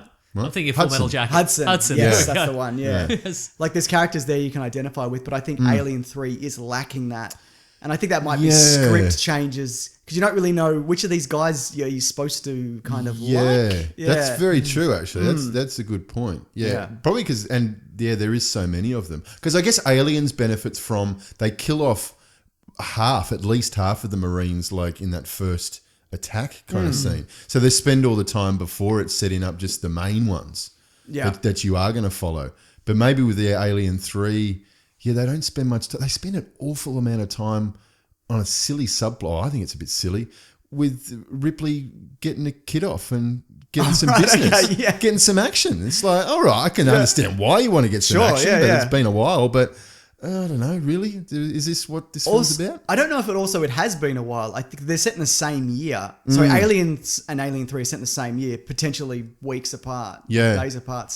So, you know what? She went into cryo sleep, hot for Hicks, woke up and he's dead, but she's still got a Jones for some bones. And maybe that's what happened. It's very possible. Yeah. But also, that was the tagline for the film. She's still got a Jones for the bones. But also that movie also doesn't really line up with Aliens because how did an alien egg get on the ship? Mm-hmm. That's not really clear because the Queen never gets inside of that ship to put the egg there. So it's kind of something you have to overlook to kind of... That's right. And that's the contrivance as well. That's like, we've got to force this film into existence and therefore we need to do this. And that's disappointing. Like, surely all the money that they throw at screenwriters, they couldn't have just come up with something a little bit better. But it is one of those... Like often movies like this never really turn out well where there's 12 people have had a shot at the script and when it eventually comes together, it's... Yeah, and then they're like, oh, well, we like that scene here and we like this from script A and we like the one from script T, so we'll just mash those two scenes together and then we'll build a bridging scene there and then it just turns into a... just a mess. A big old mush. Absolutely. Yeah, it turns into what we have. Yeah, that's it. Yeah. You know what, though, I do like about the movie as well is that there's that ticking time bomb in Ripley. Yeah. So there is that sense of urgency where she's going to have to go back into stasis or do something. Because we've never seen one be safely removed at that point, as far as I know. So yeah. Yeah, absolutely. So I kind of like that element of it. And then the real bishop turns up, or the grandson of the real bishop, even though the real bishop is in Alien versus Predator, which might not be in continuity. Lance Hendrickson's in that as well. Right. Yeah, that. I was always confused by that because I was certain that was another droid. And because there's even a scene, like when he gets hit, his ear comes off. Just about. It's like hanging by a tendril. Yeah. But I was watching it last night And in the special edition, and there's like an extra line where he's like, "I am human," and you see a blood coming out from the. It's not milk squirting out of his ear. Yeah. So I'm awfully confused because now I'm back to his ear. It's like, why is his ear hanging off like that? Very, very bizarre. Yeah, it's totally bizarre stuff. Yeah. Should we talk about Alien 4 though? Yeah, let's do that. So a misconception of this movie is that they took Joss Whedon's script and they changed it completely. Yeah. But from himself, he said his dialogue, action, and plot were essentially intact. However, he'd written it with a playful, tongue-in-cheek tone, which didn't work when the directors decided to play it straight. Right. So everything that he said, a lot that's wrong with the movie is the execution. So like even the casting, he said Brad Dourif plays a scientist, and that scientist was supposed to be ambiguous whether he would go crazy or he was helpful. But he said when you cast Brad Dourif, he looks like an insane person. Yeah. He was in Mississippi Burning as a terrible racist. Yeah, So, well, and he's like one of his first roles was in One Flew Over the Cuckoo's Nest. Yes, exactly. So there you go. So he said there's a lot of what he did, it was kind of translated poorly and it doesn't work. But I don't think if you did this as a Joss Whedon kind of movie, I don't even know whether that would particularly work. Well, no. There'd be a lot of teen angst for some reason. Yeah, exactly. Ripley's cloning procedure wouldn't have been finished. She would have come back as teen Ripley. That's right. Well, that was one of the ideas. Oh, the Newt clone running about. So Yeah, but no, I mean, because there's not much light and humour in any of the films up to that point. No. So to completely do this about face would just be odd. yeah, and I guess the idea was he's had his ideas compared to Firefly, which he didn't realize, but he's like, oh no, they do have a lot of similarities. This kind of ragtag crew of space pirates or whatever. Yep. And I think that's what he was going for. But you end up kind of not really, again, like with Alien 3, not really identifying with any of them, except Ron Perlman, who's great in everything. I relate to him on just the Ron Perlman level. Yeah, like, that's isn't he totally. good? Isn't he great and stuff? That's right. But there's even bits like, the guy in the wheelchair, he doesn't speak English, or he didn't at the time. And that's very noticeable because all his lines look like he's been fed them and then he's just saying them phonetically. Yeah. Like that Santa Claus line, he's like, and apparently that original line was Easter Bunny and he kept saying Eastern Bunny. So they had to change it to Santa Claus. Right. So, yeah. Because I think, because the director, Jean-Pierre Jeunet or whatever, is big time. Yeah. These are really a delicatessen, City Lost Children and all that, so big time. I think he always uses Dominique Pignon. Yes. And Ron Perlman. He always really? Yeah, Okay, yeah. I didn't know that, Well, Ron Perlman was in City Lost Children. Is he in Amelie? No. No, he's not. I do like Amelie. That's a good movie. Yeah, City Lost Children is great, yeah. I haven't seen that. He plays this big sort of like hulking brute called... Does he speak French? I don't know about it in real life. In the film, but he does in the probably film. I guess he does in the film. It's been a while since I've seen it. Yeah. But he plays like a bodyguard for like a young girl. So I can't remember how much dialogue he actually has. Okay, But the perfect name for Ron Perlman, his name's One. That's it. That's all you need. WON or No, as in the number. Yes. That's him. He's the one. That's fantastic. Yeah. Yeah.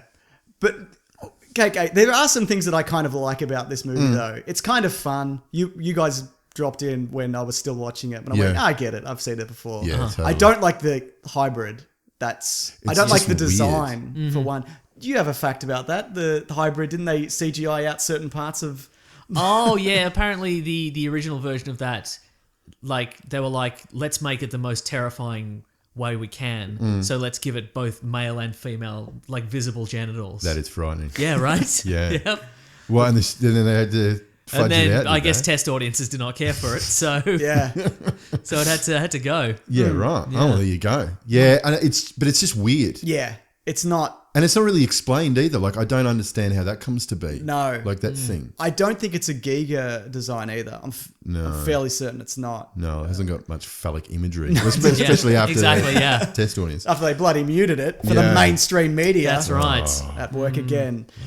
I like the Ripley clone room. It's kind of it's that's a genuinely spooky, horrific Yeah. scene. Like she's number 8 of all the other clones that they've made, and she's visibly affected by that. I think that's a pretty good kind of horror element to Yeah, add. totally. Yeah. I dig how the aliens escape.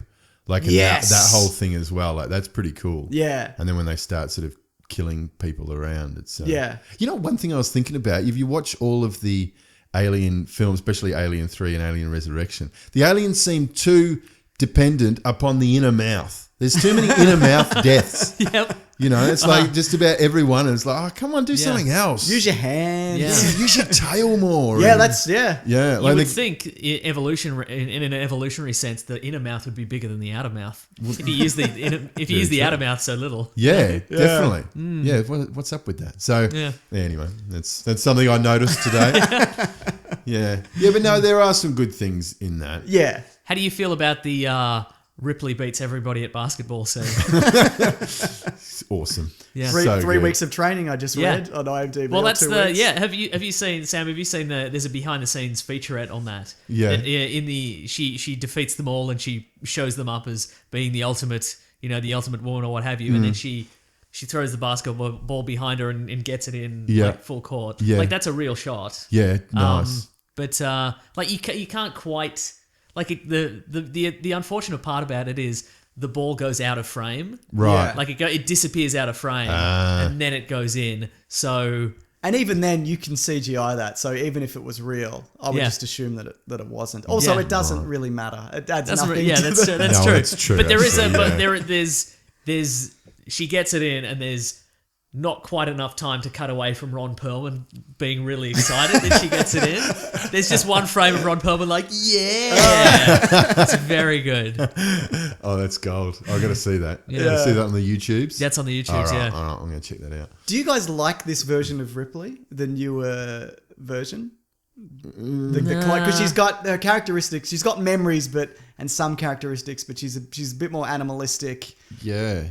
She's a little bit older. It's They very cloned her a little bit older. Joss Whedon secondary character. Okay. You know, yeah. That's I it's have good. no idea what that means. Oh, like in a lot of his shows, there's a character that doesn't, it's a woman and she's quite stoic and she doesn't speak a lot, but she's Right.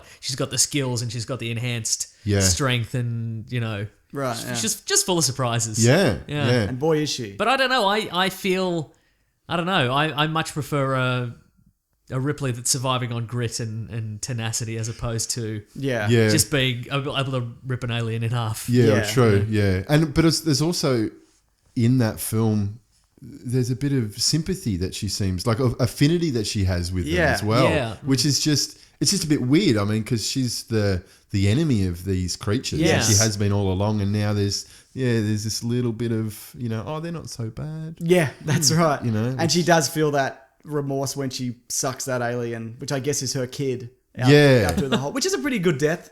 I give That as- is awesome, actually. Yeah. I was saying to you before, like, now that I'm a dad, like my As a daughter's dad. as a dad, as a father. That whole scene affected me in a way that I had never had imagined. I've seen that movie a few times, but watched it the other day, and I was when that scene. It's screaming to her to to exactly. help. Yeah. and I'm like, oh no, her kid. I feel we should introduce a new segment in future called As a Father. and we'll review a film, and maybe it's just some dumb action film, and then you have to segue into, but as a father, I think this. You can get guests in, it'll be great. Absolutely, we can. Yeah, Yeah. you can become friends with more dads. Oh, that's my dream, isn't it? Yeah. I was Good talking work. about the other week, I don't like other dads. And this doesn't apply to you or Levins. I was talking about like the dad in the park that's like, he sidles up to it, he's like, best job in the world. And you're like, get out of here, mate. But do you ever get those nods? Oh, yeah. Do you have the dad nods? Absolutely, yeah. Especially when I'm out walking. And I give the nods, I'm not going to lie. Yeah. I'm not going to be like, here's the bird, mate. Yeah. You know? Yeah, Wait, what does the nod totally. mean? Does the nod mean Just kind of like dad. we're doing Yeah. dad We're stuff? dads, All right, yeah. yeah. That's right. You just acknowledge that I'm a father, you're a father. We're fathers. We're fathers. Fathers. So I was walking with my friend Joe the other day. Well, I was walking my kid in the pram, and someone drove past and yelled out, "Homosexuals!" It wasn't like, "You faggot." It was just like, it wasn't even mean. It was just kind of like fact of like, it was just, it was very bizarre. Yeah, right. Yeah. Maybe it's just like pointing to things Yeah, that he sees. yeah. Go tree, car, homosexuals. As a father, maybe he was pointing you guys out to his children. Ah, Yeah, it's a yeah. homosexual son. You're good at this, Mason. Yeah, I know, right? I could be a dad. So Very good. Sigourney Weaver got apparently $11 million for this movie. That's obscene. They isn't it? said they drove a dump truck full of money up to her, and yeah. I Yeah. mean, it wasn't like she wasn't a big kind of star at that point either. I'd imagine the demand for her wasn't probably as high, in the late 90s. She did, That's when she was at her peak, though, wasn't it? Like, but like I'm talking about compared to the 80s. you know oh, what I mean? okay, right, yeah, sure. And she's certainly had a resurgence in recent years. But the only Yeah. other movie I can kind of remember from that era, which is legitimately good, is Galaxy Quest, which is really that really is a good good in. movie. Yeah, that was good. That was a bit.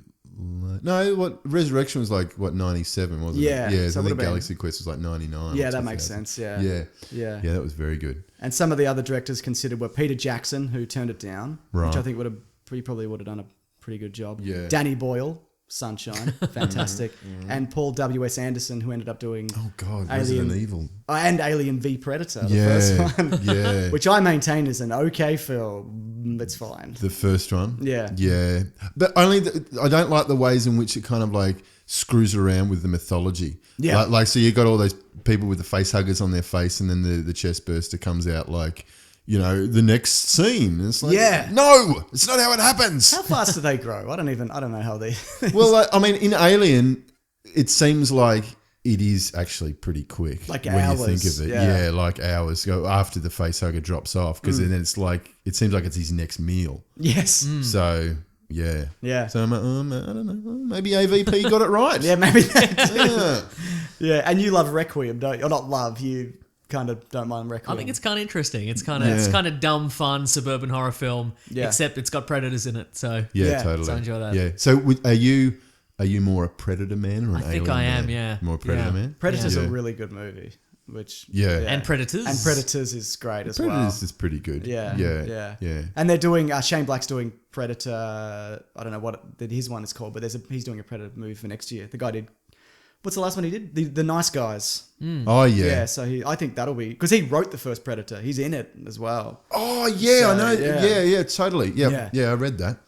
I want to float something with you though before we Do it. kind of wrap up Alien Talk 2017. Nice. What do you think of the idea that it's kind of been killed, but somebody else is going to make a new Alien 3 where Bishop is back?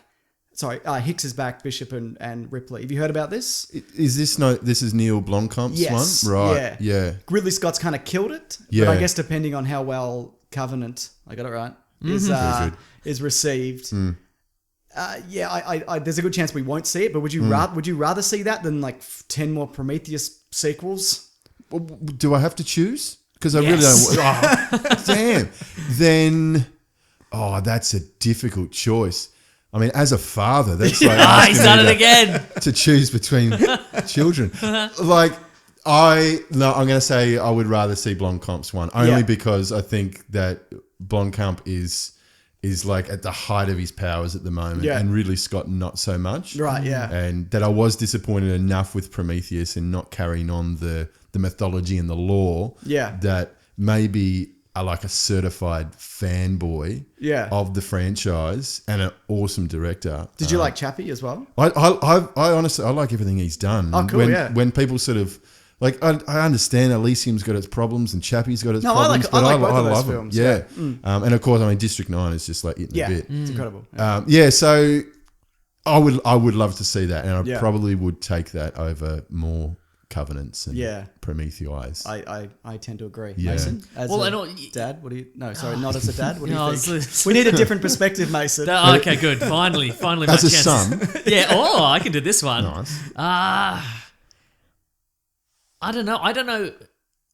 This would have to be like a parallel universe in which they'd erased all the other ones, because Yes. people, like, if you were like, you know what, we're just going to do another one where Hicks and Bishop are still alive, I think they'd be like, what about the rest? It would be confusing, and people would... A fan theory is that Alien 3 and 4 are hyperspace Dreams. dreams. Okay, Right, right. okay. Well, not this hypersleep. What are they called? Cryosleep dreams. Yeah. Yeah, So okay. yeah, that's the idea. Okay, that could work. Okay. And they could also de-age if they wanted to. But from the concept art that Neil Blomkamp, I don't know how to say his name, kind of not put together, it's their current aged Ripley and Michael Biehn, so they'll be in their 60s or whatnot. Right, okay. Yeah. But Michael Biehn in the current continuity is alive, because in the game Alien Colonial Marines, he's rescued and then another Marine falls into that status pod. So technically in Alien 3, it's not Michael Biehn, it's some faceless, nameless Marine. Huh. Yeah. But Newt's still dead, right? But Newt's still dead. Okay, great. Cool. That reminds me of I read a comic, and I can't remember what it was called. It was like Aliens something. Yeah. But no, fantastic comic book set on Earth. Yep. And so Hicks was there and Newt was there and Ripley wasn't. So Ripley's not around, but those two are. And then like Newt ends up going back on a mission, and she ends up shucking up with a droid that she doesn't know is a droid. And that's classic Aliens, isn't it? Classic Aliens. Yeah, there was all that, and it was interesting because there was a big like subplot about how it's Resurrection actually touches upon it, that in this comic a religion has sprung up around the alien, where the alien is the god. Yep. And to be impregnated and to have a face hugger on you is like to be chosen. It's pretty good. Yeah. And I think kind of Resurrections kind of plays on that a little bit. It's sort of, well, the android character from that is religious. The Winona Ryder character. So that's true. Yeah. And even the Brad Dourif thing, I think there's like this sort of, he sees this beauty in it, and like he almost likes having his head crunched at the end. He does, doesn't he? Yeah, he's a big fan. I'm trying to remember the name of it. There's a really good Alien comic book. I can't remember what it's called, but I'll link it below, where it is all religious imagery, and it's about a priest, a rabbi and a minister, walking into a bar, but he crashes on this inhospitable planet with an alien. And he sees them as the devil, and it's got a whole lot of religious imagery. I can't remember what it's called, but it's very good. I'm just imagining a lot of Christmas nativity scenes, and Mary has a face hugger on her. Nice. And then does the priest then sort of say, "Look, as a father, no, what a twist!" Homonym. Also, I just want to say, if they bring back Newt, you cast Juno Temple, who looks exactly like totally adult Newt. You know, she's in The Dark Knight Rises. Yeah, awesome. Well, thanks for coming on, Sam. No, thanks for having me. It's been fun. Any chance to talk about Alien? This is great. Right. Absolutely. Yeah. Well, maybe when we do, because we'll probably do Alien versus Predator at some point. Nice. Maybe we'll get you back for that, or just another episode. Yeah. Why not? Whatever. Yeah. And when's Covenant coming out? Well, Covenant came out on the 11th for us. Yep. But it comes out a week after in the States. Why are we getting it? Why do we get early? I don't know, we're having a good run. Sometimes we got. What do we get? Right. We got Guardians early. 2 weeks early. Right. We got there's a bunch of stuff that sometimes we get it like, I don't think we've got John Wick 2 yet. Right. But sometimes we get things really early. I don't know why. Yeah. Interesting. Probably school holidays. We're the lucky country. That's why. We certainly are in so many ways. Mm-hmm. Sam, where can people find all your stuff and you on Twitter and all those things? Because you're going to duck out before letters. Yes. So my Twitter handle is @human_ordinary1. It's a bit of a mouthful. I need to change that. Someone else has got Human Ordinary, and I wrote. And they don't tweet. No, they don't tweet. Yeah, it's one of those. And I wrote them the other day, and I said, "Any chance you could like delete your account?" And haven't heard back, surprisingly. But that is @human_ordinary1. So on Facebook, it's just like /Human Ordinary Podcast as well. Go to the Planet Broadcasting webpage. planetbroadcasting.com. You can get the episodes from there, or subscribe on iTunes, and and just generally just be cool. Yeah, just be cool to each other and yourself, right? Yeah, totally. But I can't stress this enough. Your podcast is well worth checking out. It's like there's a lot of effort. Like ours is just kind of spinning shit for an hour and a half a week, but yours are like really well crafted. And there's a reason why Ira Glass obviously responded to it. What was that like when you heard that? I know we've talked about this privately, but that was it's full a big on, moment, actually. right? It was actually a big moment. He workshop basically listened to one of my pieces, and then in front of that's the 6-minute bit that you did? Yeah. It's called Whose Flag? So that's from last year. That's also about sort of the political divide, I guess. And so he listened to that along with a whole bunch of others, and then was essentially critiquing them in front of all these journalism students. So I'm freaking out that he's just going to tear it apart. Yeah. But then he comes out and he goes, "Oh, it was really enjoyable to listen to, and writing spectacular." And so it may have moved. Okay. It may have moved. Can neither confirm nor deny. Nor will I. Can you talk about? Do you know what you're doing next, or is that something you kind of want to keep under wraps? The next episode that will be coming out is a bit of a personal story. So it will be about my grandfather, who's no longer with you us. obviously know what you're doing next, so I didn't mean to say Yeah, that. Do you know what you're doing, Sam? Yeah, but no, I've got all the stories lined up for this year. So the next two will sort of venture into a bit of. I was talking to the guy that does my music, my composer, the other day, and he was sort of like, "Oh, so you got like 2 sad stories in a row, do you?" And he was like, he added that in his voice, like he didn't approve. I probably shouldn't be doing that, but yeah, you'll get 2 sad stories in a row. Then after that, there'll be more fun stories. Cool, excellent. Yeah. Well, again, we appreciate you driving out here and coming on. Yeah. Thanks for having Don't me. we, Mason? Absolutely, we do. both agree. Thanks, We both guys. agree. It's What if I didn't? What if I was like, no, and I just stormed out? How good that be? Finish the episode by yourselves. Have dad chat. See if I care. No, it's been great. This has been great. Yeah. Cool. No worries, Mason. It's time for what are we reading? Oh, what we gonna read? I'm doing the thing. What are we reading today? All right.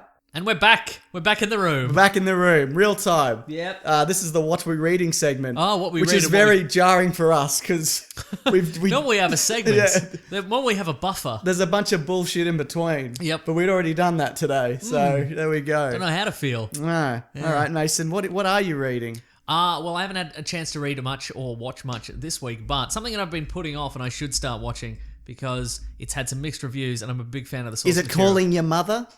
Oh, because it's Mother's Day, isn't it? In Yeah. Australia it is. And you're a big fan of her source material, her parents? Not especially, no. No. If I'm honest with you. No. It's the other grandma you like. Yes. Okay, yeah. Yeah. Anyway.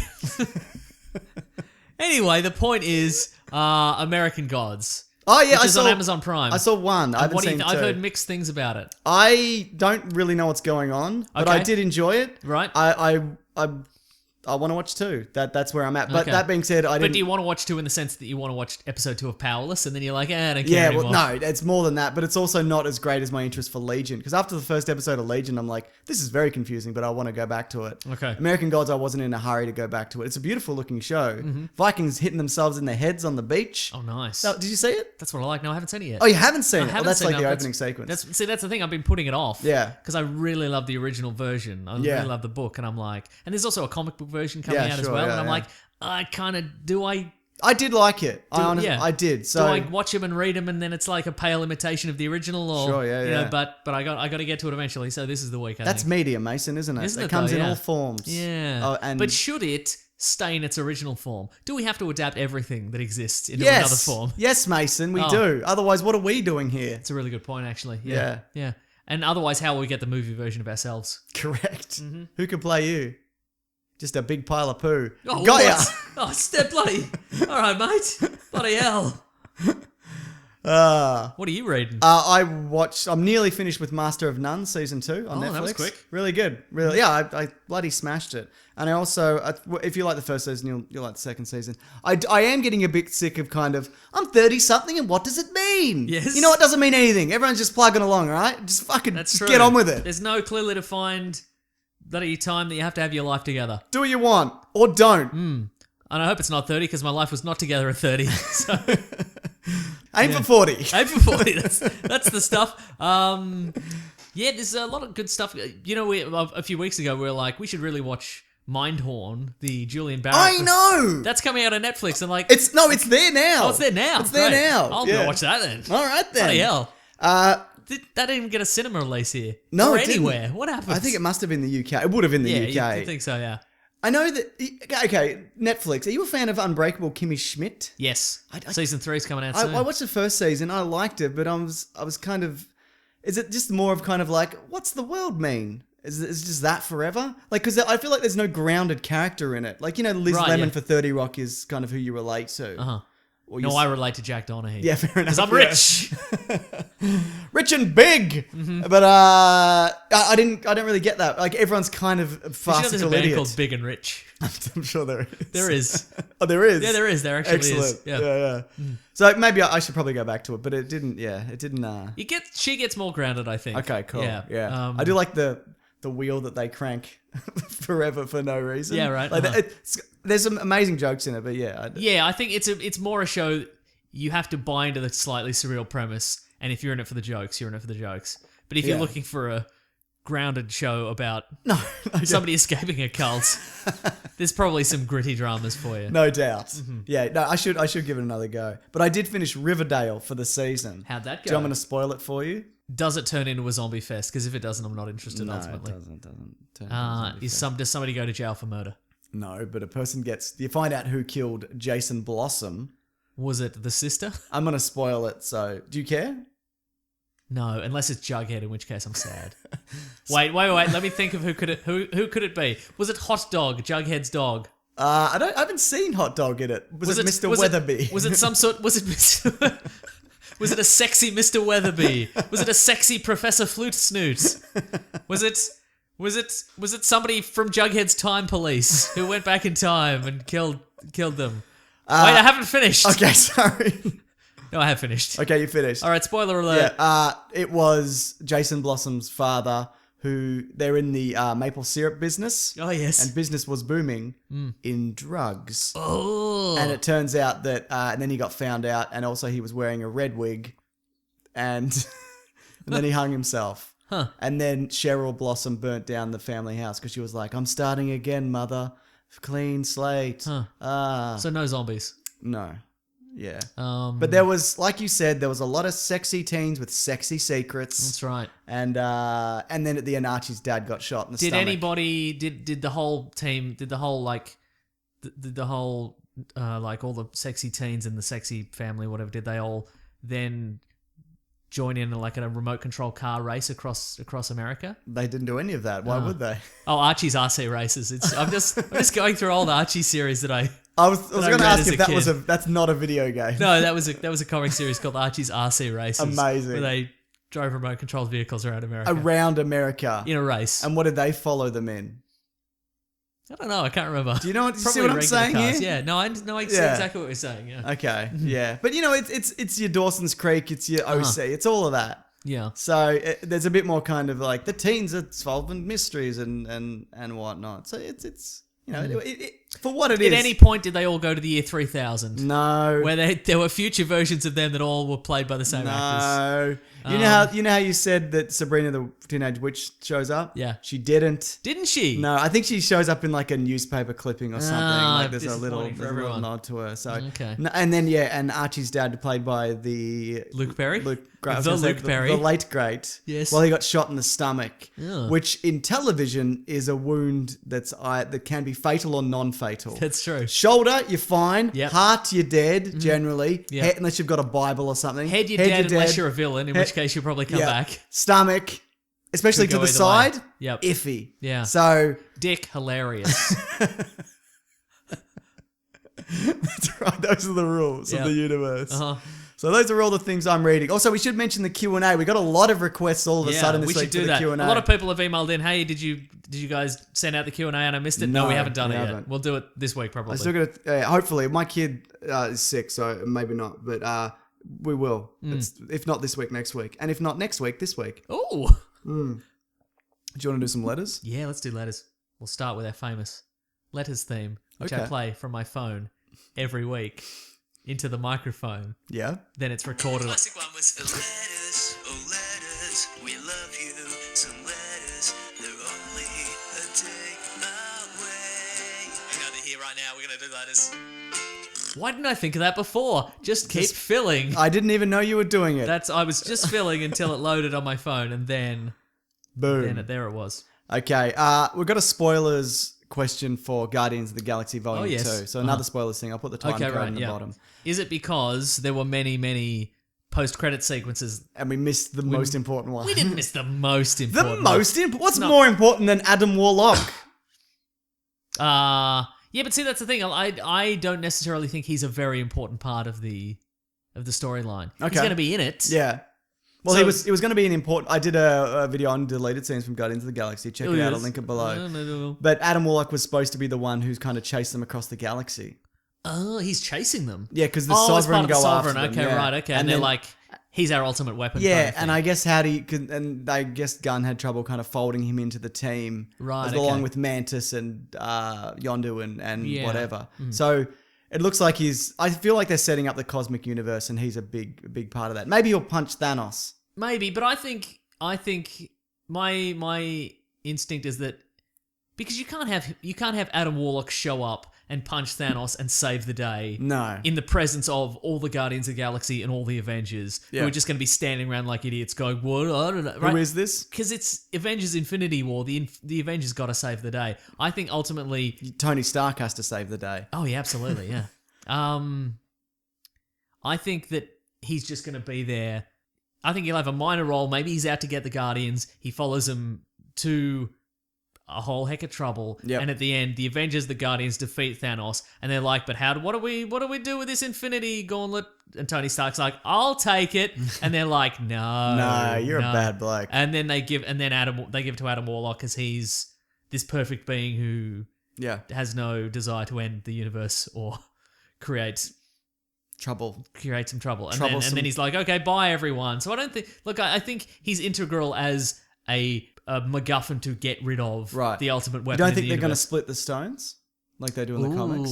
Because often, like, Black Panther's got one, Stranger's got one, Stark's got one. I don't trust any of them. No, fair enough. But that's why they split them, though. That's true. Yeah. But each of them is still too much power for any of them to wield, I feel. Yeah, they all shoot beams in the movies, That's don't true. they? They all kind of shoot. They all shoot beams, but don't drop one on the floor because you'll destroy your planet. Yeah. I am curious to know, and I think we've discussed this before, what happens when you pull the gem out of the Vision's head? Yeah. Is he going to die? Well, there's actually some on-set photos that may answer that, so I won't spoil it for Okay. anybody. You won't spoil it even now we're in spoiler section. Yeah, because that's a different level of spoilers. And I Okay. got that sent to me. I didn't want to see it, but not that I'm not angry. It's just it's something I know. Is it that they pull the stone out of his head and then he got shot in the dick? Yes. Because you don't want to know how funny that's going to be, you know? I want to find out on the day. It's like, finally I'm vulnerable and he's shot in the dick.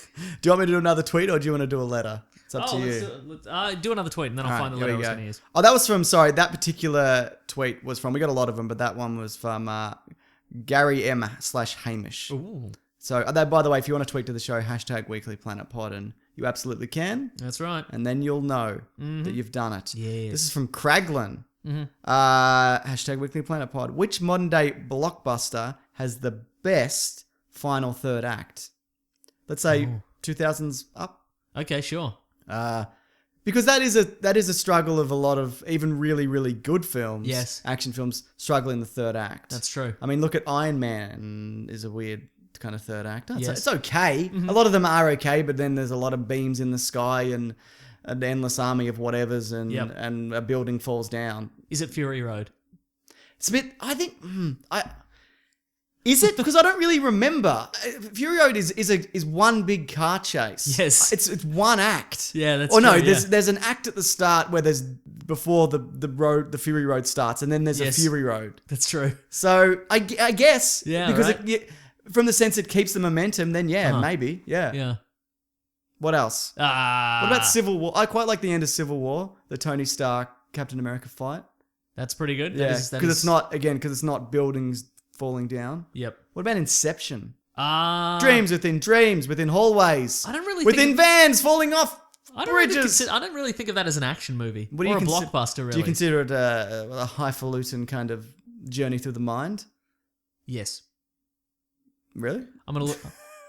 See, I can only think of superhero movies now. That's the problem. Okay, I got one that's not then. Okay. I think Harry Potter 8 has a really good finale. Oh yes. It's like it's every bad guy who's still alive and every good guy's still alive in the Hogwarts shooting wands at each other. Bang bang! Oh boy. Bang! Yes. Call back to our Fantastic Beasts episode. Yeah. What have you got a list there? What else you got? Star Trek Into Darkness. No. I was gonna say. Star Trek 3 is quite good. The ending. The new Star Trek Beyond. That's what I was thinking of. Yeah. Yes. Okay. Yeah. Yeah. That's pretty good. Yeah. Yeah. Now you've seen the raids plural. Yes. What about those? How are the third acts in those? Yeah, good. But again, that's pretty much like almost 2 hours of just non-stop fights. Like I wouldn't say that the raid 2 like ramps up in the third act. It's all ramp. It's all ramp. Okay. Yep. It's almost entirely ramp. That's correct. Okay. Yeah. This is a movie you don't like, but I do enjoy the third act, even though it gets kind of weird towards the end. Skyfall, the Home Alone in the house ending is I quite like. Yeah, I hate it. It's real bad. It's no good. It's a bad film with a bad ending, if you ask me. What about Logan? It's not groundbreaking. It's That's just true, people yeah. stabbing themselves in the woods. Yeah. But it's engaging. That's true. And I think that's also too fresh.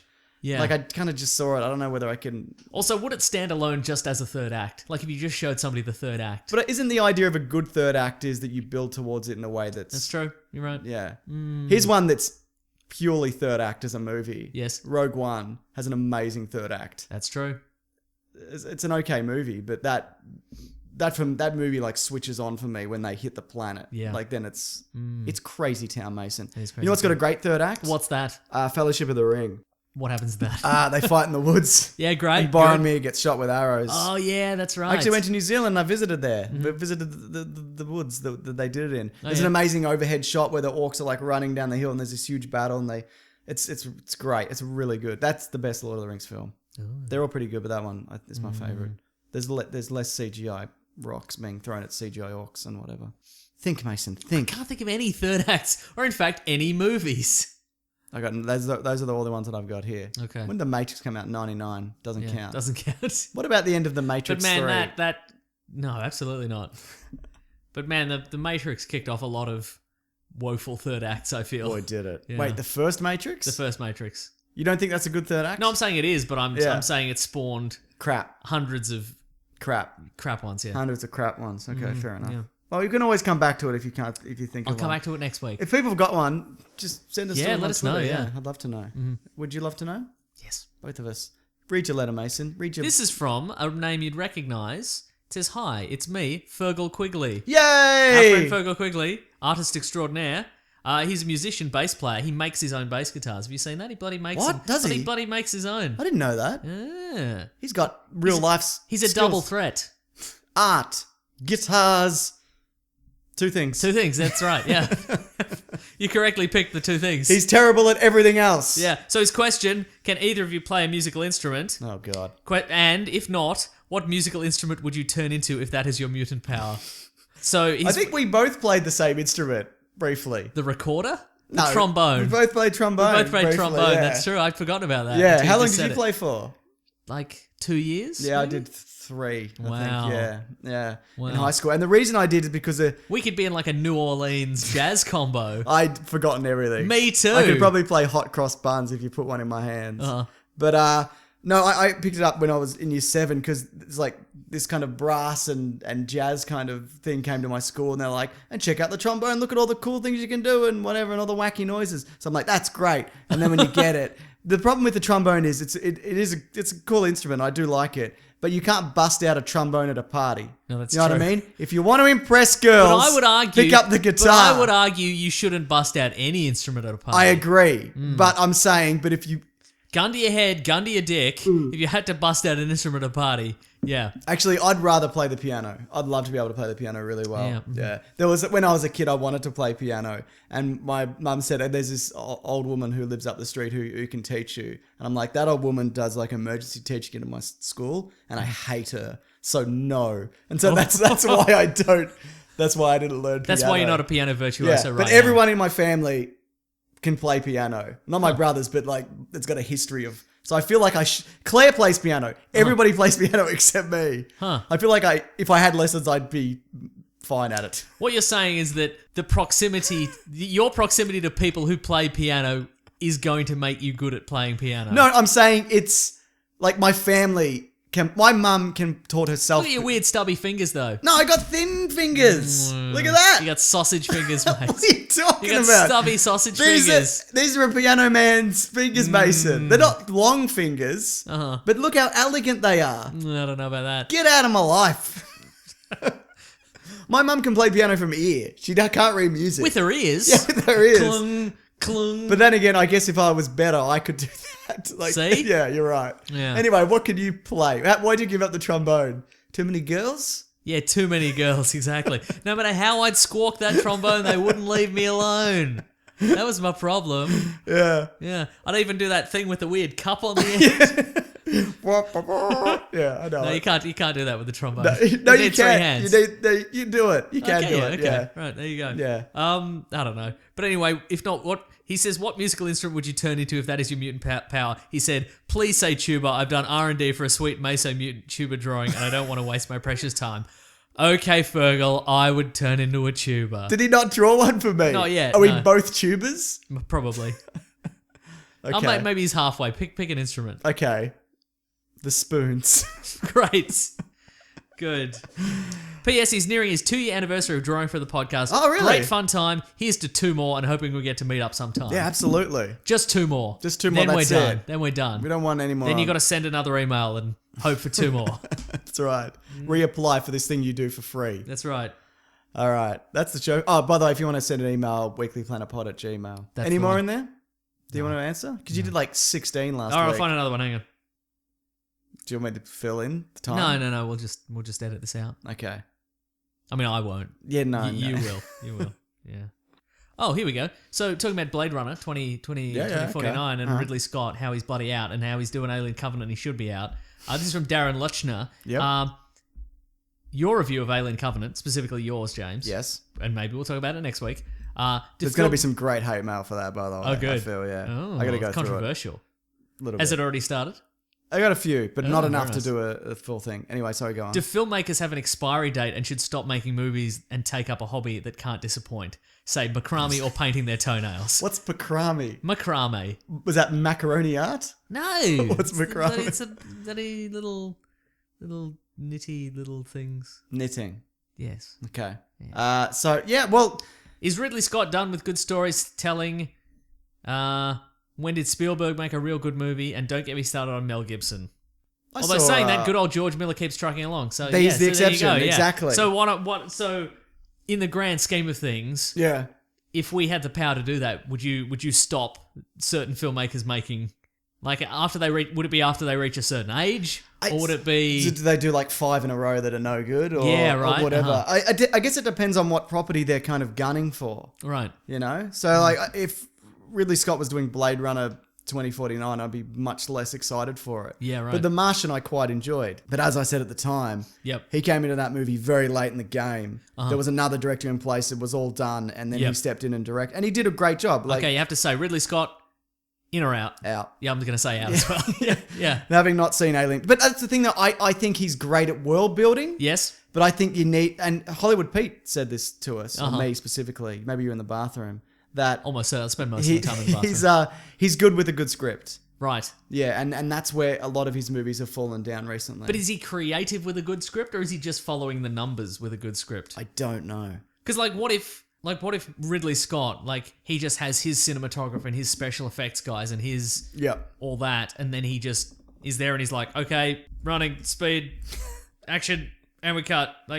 Yeah, it's very possible. Mm. Well, that's what you think that of a lot of directors, isn't it? It's like, what is directing now? Yeah. It's I guess it's whatever you want it to be, whatever your Yeah. level of involvement. And I guess maybe those people around him are like, all right, it's Ridley Scott, we can't disappoint him, let's bring our A game kind of thing. Whereas if you bring in a new guy, maybe they're like, we'll just give him some B game. The risk with the new guy is you want to get somebody who's good enough to handle. Like, I feel like Denis Villeneuve doing Blade Runner is the best choice you could possibly get. If he can't make Blade Runner 2049 good, then Yeah, right. what is happening in the world? Yeah. So I feel like a lot of the times subpar directors continue a franchise, and that would be the problem if you don't get back someone who did the originals. Yes, Do you know what I right. mean? Like if Spielberg doesn't do Indy 5, I don't want McG to do it. Sure, Do you know right. what I mean? You want Yeah. somebody who knows what they're doing. So that's a problem for me also. What's the Yeah. problem for you? Trust? Yeah. Trust issues? Yeah, a lot of the time. Okay, yeah. good. Okay, this is Ridley Scott's filmography, all right? Okay. Alien Covenant. By the way, I said this in my review, don't watch the prologue if you haven't seen it. It's called The Crossing, because it spoils a massive twist in that movie. I seen that? Maybe. We've talked about it on this show. I probably don't remember it. Yeah. The Martian. Yeah, okay. Exodus, Gods and Kings. Probably terrible. Yeah, right. The Counselor. The Vatican TV movie. Don't know what that is. Prometheus, which some people enjoy. Yeah. Robin Hood, which is atrocious. Body of Lies. Can't remember. I've seen it, but I don't remember it. Yeah, right. American Gangster. I've seen it, but I don't remember it. The American Gangster's quite good. But Okay. he should have stopped there. Okay. A Good Year he did before that. Uh-huh. Kingdom of Heaven. Haven't seen it, but apparently the director's cut's really good. Matchstick Men. That's all right. I don't right. mind Matchstick Men. So he should have stopped probably 5 to 10 years ago. Yeah, Black Hawk Down, Hannibal, Gladiator, G.I. Jane, White Squall, and so on. So there you go. But then again, maybe you let them keep going and then they'll do another really good one. So who are we to kill directors? So we're killing them? We're killing the directors. Yeah, exactly. That's what I was implying. Yes. Okay, good. Excellent. Yeah. No, I don't know. How do you feel about that? Yeah, I don't know. You're right. Like maybe they need a mandatory rest period. Right, yeah. Like you go, hey guys, you know what? Take 5 years off. Yeah. Really get because I don't know, maybe they burn out, or they're just like, well, I'm a filmmaker, that's what I've got to do. Yeah. I've just got to keep churning them out. Shia LaBeouf said something about Spielberg and doing a Spielberg movie it's such a production, there's not kind of like what he would have done with Jaws and whatever, where you're kind of scrambling to kind of make things work and the shark's breaking down and it's all on you and whatever. But now Spielberg has built this kind of team around him where he's always on time, he's always under budget, he knows exactly what he's doing. So from that, there's no kind of creativity in terms of things that can go wrong and the pressures of filmmaking. Okay. So we reintroduce the pressure. Yes. We take what their I'm money saying. away. No, we don't kill them, we kill their teams. Okay, we've come up with a solution. These old guys, we kill their teams, then we kidnap them, we put them on an island. Yep. We give them some like Ed Wood style sets, we see what they come up with. Excellent. Yeah. This is a good solution. Yeah. I mean, if they're really old, they're not going to live very long, are they, on that island? Especially if we make them fight and only the winner gets to make a movie. Yeah, okay. Yeah. All right, solution, we found it. Do you think there's something to that, though? Yeah, I think you're right. Like being comfortable and getting complacent? Because that's when things normally go bad. Like a show goes bad or a book series or a comic or whatever. When people settle, that's when things go to shit. Or podcasts. Oh, no. We're always scrambling around, There's though. been lulls. Yeah, no, that's absolutely true. Yeah. But on the other hand, I'm always constantly staring at the Zoom going like, is it still recording? I'm always like 1 second away from screaming, is it still recording? Because I can't see it. I don't know. And we don't have a team to kill, though, do we? That's true. Yeah. The dog. We could kill the dog. Yeah. Oh, I'd rather not. You said it, I didn't. You pointed. I simply pointed at the dog and made the slashy throat motion. That's all I did. Okay. Yeah, all right, we kill the team. We've come up with a solution. Yeah. Love it. Yeah, I think you're right. Like, Spielberg movies, they're too shiny and smooth now. Yeah. Rough them up a bit. By that I mean rough up his team. Kill his team. Yeah. Great. That's the show for this week, Mason. Oh, we did it. What do you got? Oh, if you want to say hi to us, you can go to Weekly Planet Pod on Gmail and Facebook and Twitter and Bandcamp. Got some audio commentaries up. Got the bloody... What's the last one we did? Guardians. Guardians was great. Had a really good time with I that think one. we need to do a bad one. Because the good one's kind of X-Men like... Origins Wolverine. Shut up. All right, fine. We'll do something bad. Nice. Maybe yeah. that. Let me think. What else? What else do we do here? T-shirts. I'm Wikipedia Brown on Twitter. I'm at Mr. Sunday Movies. If you want to support the show, you can go to patreon.com/Mr. Sunday Movies. Yep. If you want to donate $1 a month, as we say, if it would fall out of your pocket and you wouldn't notice it, donate that amount. Yeah, $1, $2. exactly, yeah. $5. $5. $5 bollards. $5 If bollards. 5 bollards would fall out of your pocket, We want them. yeah, you could send us some bollards. Also, you can go to the Amazon affiliate link, which is in our episode description. I Click finally on got there. that third check. I'm going to the bank. Hello. Yeah. And then if you want to buy X-Men Origins Wolverine, and then let us know you've got it, so we have to do the audio commentary so you can properly enjoy X-Men Origins Wolverine. Just click through, buy it on Amazon, we get a kickback somehow. Yep. We've got tees on tpublic.com. Thank you to the Brute and the Basilisk and Rackham for all our themes. Thank you to Fergal Quigley and everybody else who sent some nice art to us our way. Radical. Fantastic. It is radical, isn't it? Yes. You're absolutely right. Thanks to everybody who listens to the show and bloody likes and subscribes Yep. and gives us a nice review. They help somehow. We've been doing this a long time. We don't know how. We how that don't works. know. Yeah. We Yeah. never will. That's I right. like the mystery. It's good, isn't it? I hate it. Tell us how it works. Break it down. iTunes. No, but if iTunes were like, listen, Then people would just do that. People would just game That's it. what happens on YouTube. That's Right, like people okay. game the system and then exploit it for that. I've done it. I do it every day, Mason. That's how I live my life. Hello. But, yeah. Well, I'm glad Fox is bringing the hammer down on you. That's right. They figured it out. You know who ratted you out? It was me. Diff at Fox. Check out this guy. Thinks he's king of the hill, but he's not. Dear Fox, not a fan, but I hate this guy Yeah, right. even more. Yeah. Yeah. All right. All right. Thanks for listening, We did everyone. it. Grab Judge Dredd, guys. We'll see you next week. Bye. Thanks to Sam Loy for being on the show. Yeah. Also, check him out. He's a good dude. Human Ordinary. Yeah. It's a podcast. Yes. Yes. This podcast is part of the Planet Broadcasting Network. Visit planetbcasting.com for more podcasts from our great mates. I mean, if you want. It's up to you.